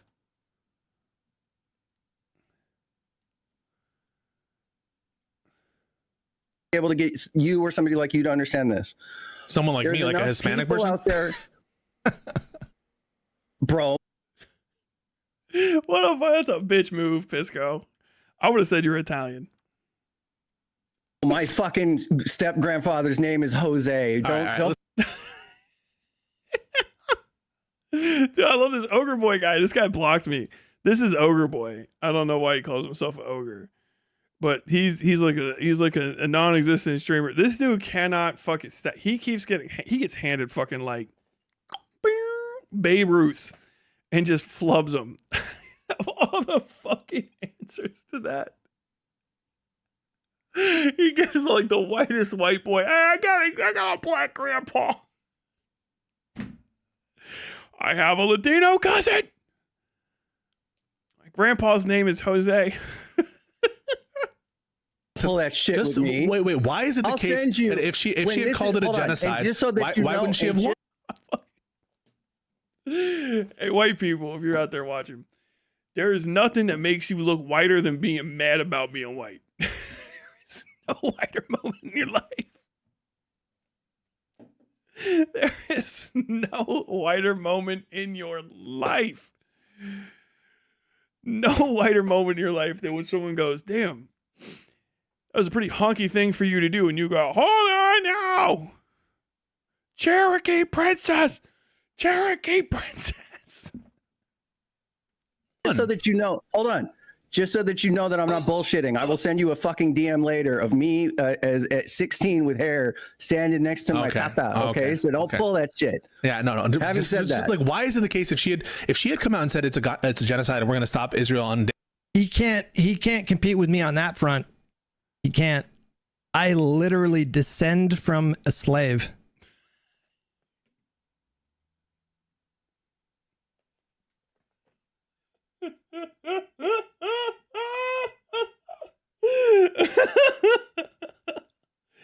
I'm too tired for this shit. It's gonna kill me. That's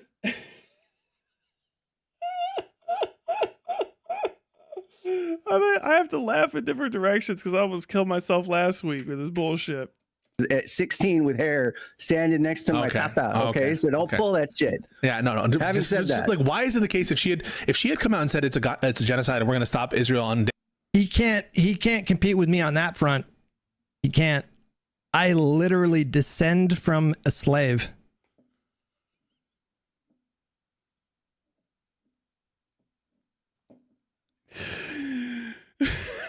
Press X to doubt. I think they might have said you got slaves in your family. You're related to one. Not by the way you thought you would be. That shit hit me harder than Logic saying the N-word, I'll tell you.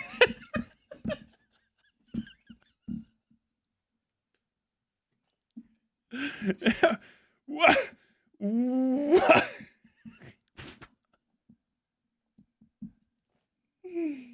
Oh my God. You're not going to win that fight with me, buddy.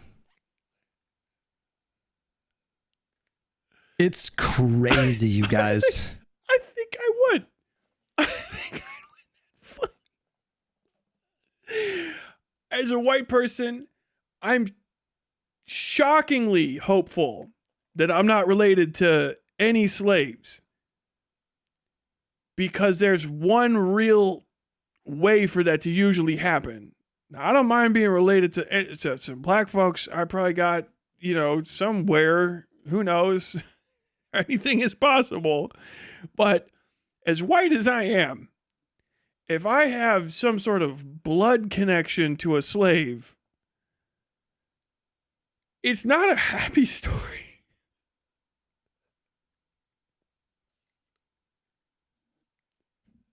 It's not a good thing.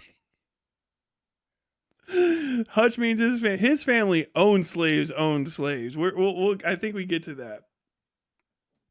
It's crazy. Like, there's a picture. There's a picture of my great grandma. Crazy. It's like one of those black and white, like 200-year-old pictures where the people are like staring deadpan into the camera.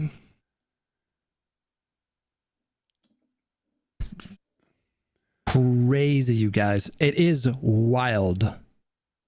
I descend from a Confederate lineage, and within that lineage, one of my great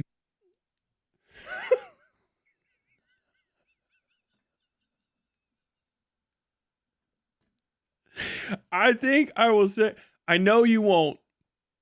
I don't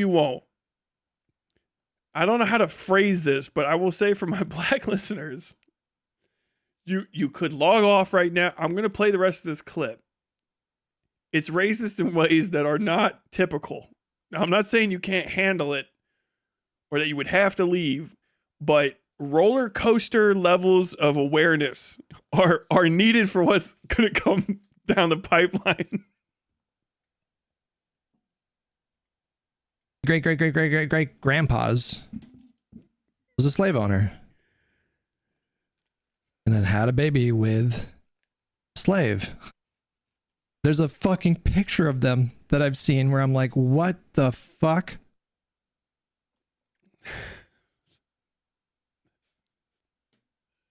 I'm a descendant of rape. First off, it's what the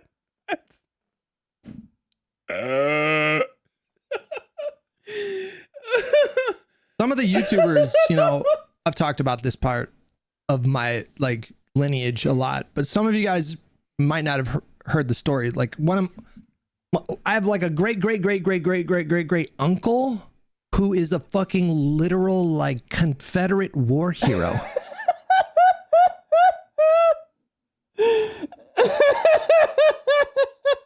There's a town in like Georgia named after him.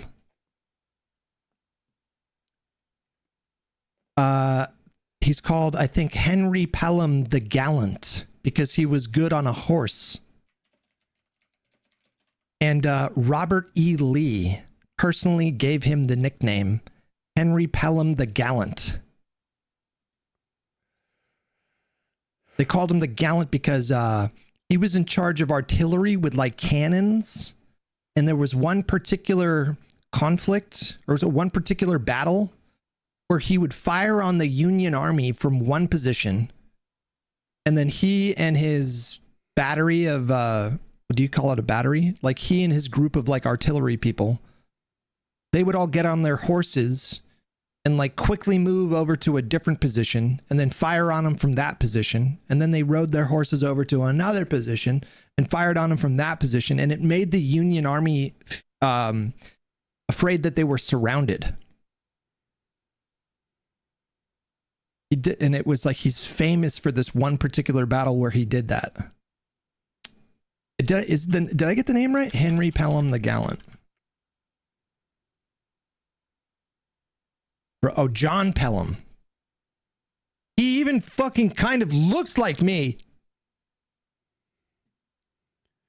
We'll go ahead and we'll take this to Wikipedia real quick. Probably be towards the end. John Pelham, 1838 to 1863. Fought at the Battle of Fredericksburg on the side of the Confederacy. He grew up on the family's 1,000-acre plantation near Alexandria, Alabama. And learned to raise horses at a young age. Let's just go ahead. Let's just go ahead and just say demographics.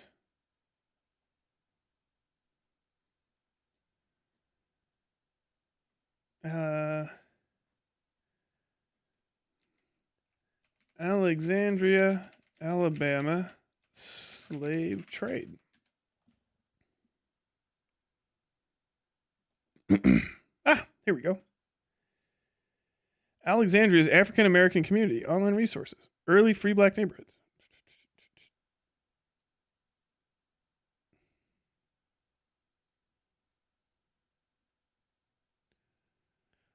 Prior to the Civil War, Alexandria was also home to one of the largest slave trading operations in the county.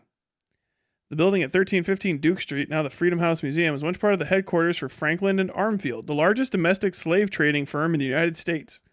Enslaved people were brought from the Chesapeake Bay area and forced to the slave markets in Natchez, Mississippi, and New Orleans, either by foot in coffles. I don't know what the fuck a coffle is, and I don't want to find out tonight. Or by ship. Franklin and Armfield were active from 1828 until 1836, exporting over 3,750 enslaved people to cotton and sugar plantations in the Deep South. Later, other slave trading firms continued here. A sign seen in Civil War period photographs has the name of Price, Birch & Co. During the Civil War, the building and the surrounding site were used as a military prison for deserters, the Louverture Hospital for black soldiers, and barracks for contrabands who fled the Confederate States and sought refuge with Union troops. Freedom House Museum was purchased by the city of Alexandria in 2020. Ooh, here's a good one. The Bruin Slave Jail at 1707 Duke Street was purchased by slave trader Joseph Bruin in 1844 as his holding facility, or slave jail, for enslaved people awaiting sale to individuals and other traffickers. In December 1845, he and partner Henry Hill advertised in the Alexandria Gazette, N-words wanted. All persons having N-words to sell will find ready sale and liberal prices for them by calling at the new establishment of Bruin and Hill. Harriet Beecher Stowe, in The Key to Uncle Tom's Cabin, 1854, described how she employed her knowledge of Bruin's slave jail as background for her explosive 1852 Uncle Tom's Cabin. In The Key, she described the escape of a number of enslaved people from Washington, D.C. on April 15, 1848, in the ship the Pearl. They were later captured and returned for eventual sale and knowledge. Bruin and Hill purchased an enslaved family known as the Edmondsons and brought them to the slave jail. According to Stowe, Bruin's daughter begged that Mary and Emily Edmondson be excluded from the group that was eventually sent to New Orleans for sale there, a group that included other Edmondson siblings. Their father, Paul, traveled north to try and raise funds for the purchase of two of his daughters. He eventually met Reverend Lyman Beecher, Stowe's father, who raised the sum overnight. Bruin and his large slave warehouse are mentioned approximately 20 times in The Key. At the outbreak of the Civil War, Bruin fled Alexandria, was captured and then confined in the old Capitol Prison in Washington, D.C. until the end of the war. In his absence, his slave jail was used as the Fairfax County Courthouse until July of 1865.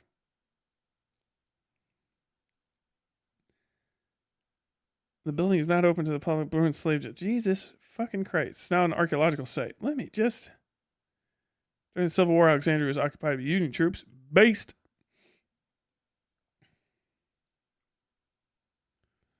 contrabands, barracks, is rampant.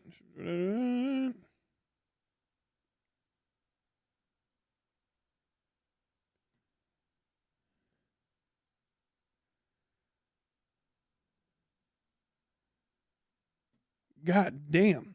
Well, there you go. So, not only is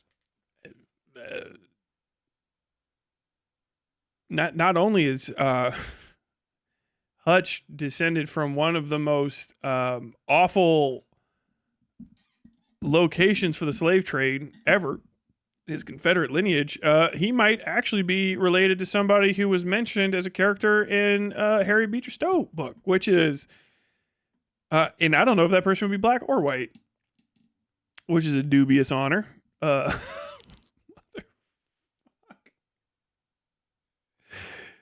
Wow. I told... What did I say at the beginning of this fucking story? What did I say? That's all you gotta do.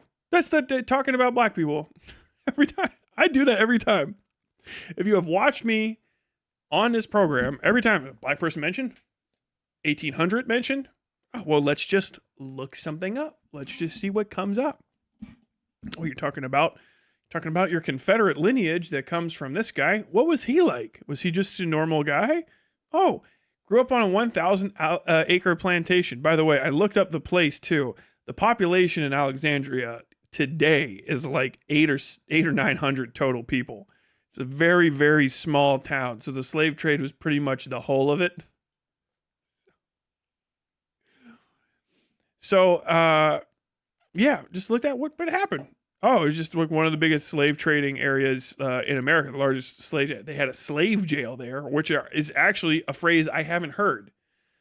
Harriet Beecher Stowe rephrased it as a slave warehouse, which is a equally awful phrase. But it's good that we heard about John Pelham the Gallant, because he couldn't go home after that. I guess they're lucky he died in the war. They had to bury him somewhere else because the Union took that bitch over, motherfucker. Hoo-hoo. God damn.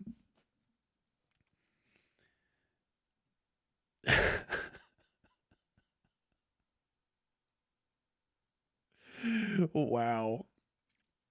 Okay, let's see if he's got anything else to say, and then I'm going to wrap this up. Ish.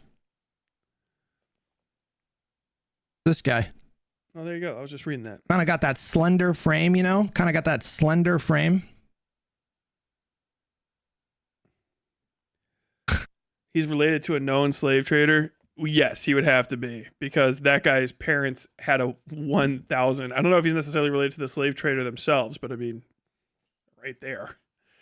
He's definitely related to slave owners because they had a 1,000 acre plantation in Alabama in the 1800s. That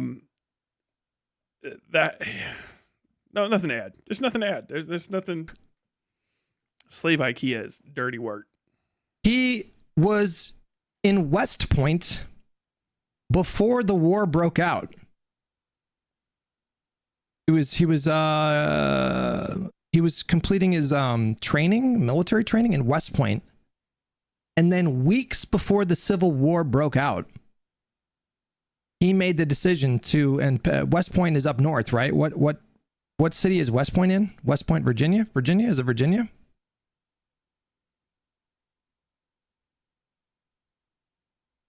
Is it New York? Is it in New York? He snuck out of the South. He snuck out of the South. He left West Point 3 weeks before graduating. And then him and a friend wore disguises and snuck out of West Point and took a train, took the rail line or whatever down to the South so he could be down there when the war broke out. And then he ended up becoming this fucking Confederate war hero. There's a fucking literal city named after him. The Confederate Senate approved Lee's I'm done with that. We may return to it at some point, but that's actually dude, normally you need like you actually require a whole Nick Fuentes to get that racist. The best part, he has no idea. He's completely clueless.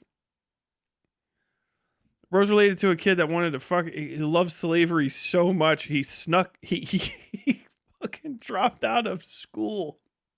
He dropped out of school to do treason for slavery. Is crazy. God damn. Did he hit his vape? Probably. Oh my God. Alexandria is so nothing. It's literally just an unincorporated community. That's how little there is there. Well, I mean, what with the slave trade dried up and all.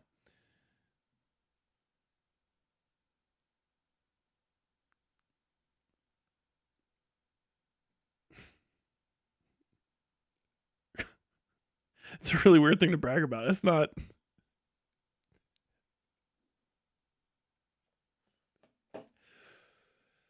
How'd you get to California?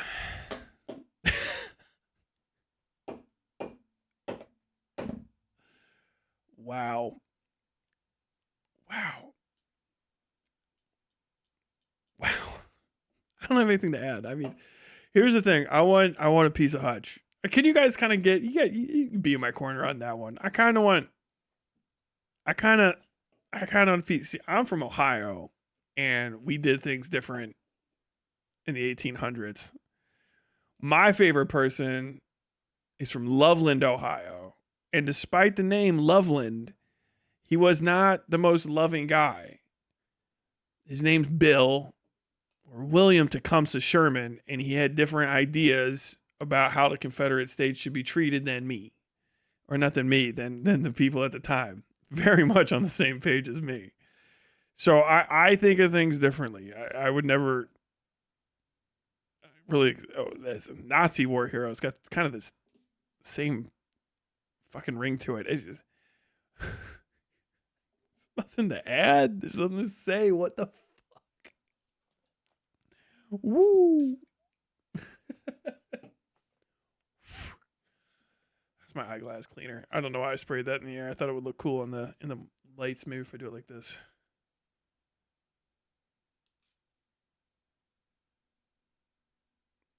Can't even see that. There, that kind of showed up. It's too far away from the camera. I got like 15 bottles of this. I got to use it for something.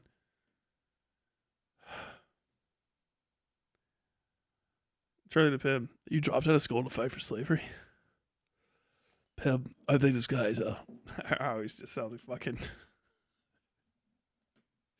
Wasn't John Brown from Ohio originally? I mean, all the astronauts were. I know what you're talking about too. I'm just kidding. I've never seen a man with all the info at his fingertips and not know fucking anything. I mean, goddamn. I can never remember West Point is, because I don't give a fuck about West Point. I was Department of the Navy, so I know. Annapolis is the school I gave a shit about. It's the only one I looked into. I went to West Point. I went to Paris. I know where Paris Island is. Find Paris Island on a map. I could close my eyes and walk to Paris Island via implanted genetic memory. My setting spray, it really do be that. Oh my God. I'm tired of this white bullshit. I'm going to bed. Yeah, I think I gotta turn on the fucking outro stuff. Is that not something you guys get? Do you guys get the vibe? So like, I'm sorry if there becomes a hyperfixation on stream with this. I'm considering releasing a series of images of me pointing at my watch and just saying, "It's time, Hutch." That people will just spam into his comments until he complies with my need to debate him. I think less of Pisco as a person for tolerating Hutch. It's crazy for Pisco. Well, I guess it's not the same thing, but it's crazy to hear Pisco be like, "Oh, you saying that because I'm Hispanic?" And then it goes from like, "Hey, he actually is like a Latino guy," or whatever. Hutch saying like, "I'm actually part black because my ancestor raped a slave that he owned."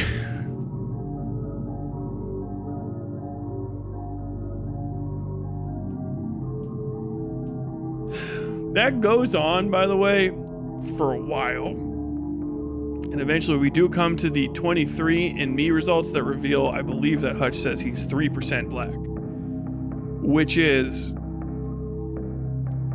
somehow still way more than I thought it could be. A fucking margin of error level of black. I like that it's also just black too, because I've known black people who have gotten 23andMe's and it doesn't say black on it. That's like from like Boondocks. It says like you're from like Nairobi, or like you have like Kenyan ancestry. Like it says the part of Africa you're from. It doesn't just say black. Like I've known people who were pissed because they were like X amount Jamaican. You know what I mean? And like they're like, "Oh dude, I'm like 10% Scots Irish." Well, I hope that's a good story. Yeah. And then I'm like from like this part and that part and this part and that part of Africa, and then I've got some like Saudi, whatever the fuck, like all this sort of like, oh, okay, cool. That's your unique makeup, right? To get your thing back, it was just 3% black. Generic African. The funniest part is if it just says African and he's just like, that has to mean black. Like, bro, the blackest part of you is like Libyan, It meant you're from fucking Egypt, like North Egypt. You're like Carthaginian.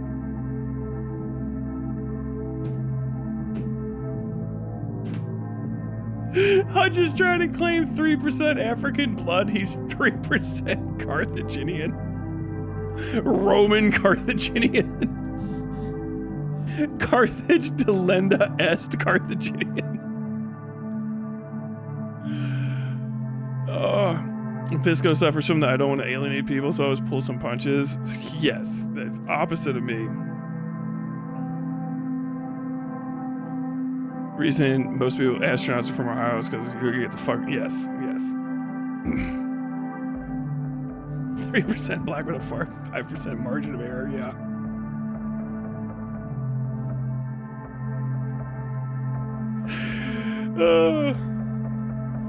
He's actually just 1.5% black. He just got twice the amount of chromosomes as everybody else. Oh my god. Hutch Delinda est. Yeah. I mean, for real. I am descended from the CEO of racism, yeah. You told me you're related to a slave, and then you're related to the guy that looks like you and is a racist. The guy that The guy that dropped out of college. The guy that dropped out of war college to do treason and lose and die. Fuck.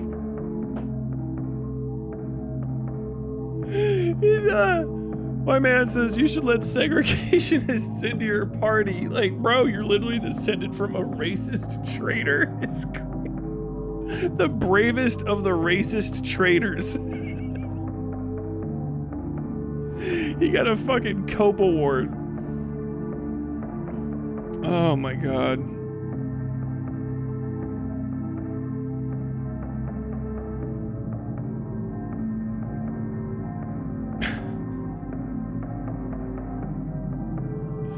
I do not know what Pisco sees in Hutch. I have no fucking idea either.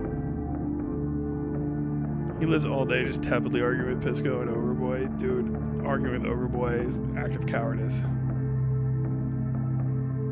You like the outro song? Thank you, thank you.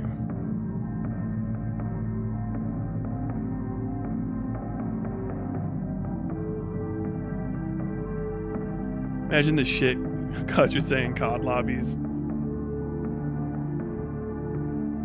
You look back at his old content, you can see how much of a gamer he was in the 2010s.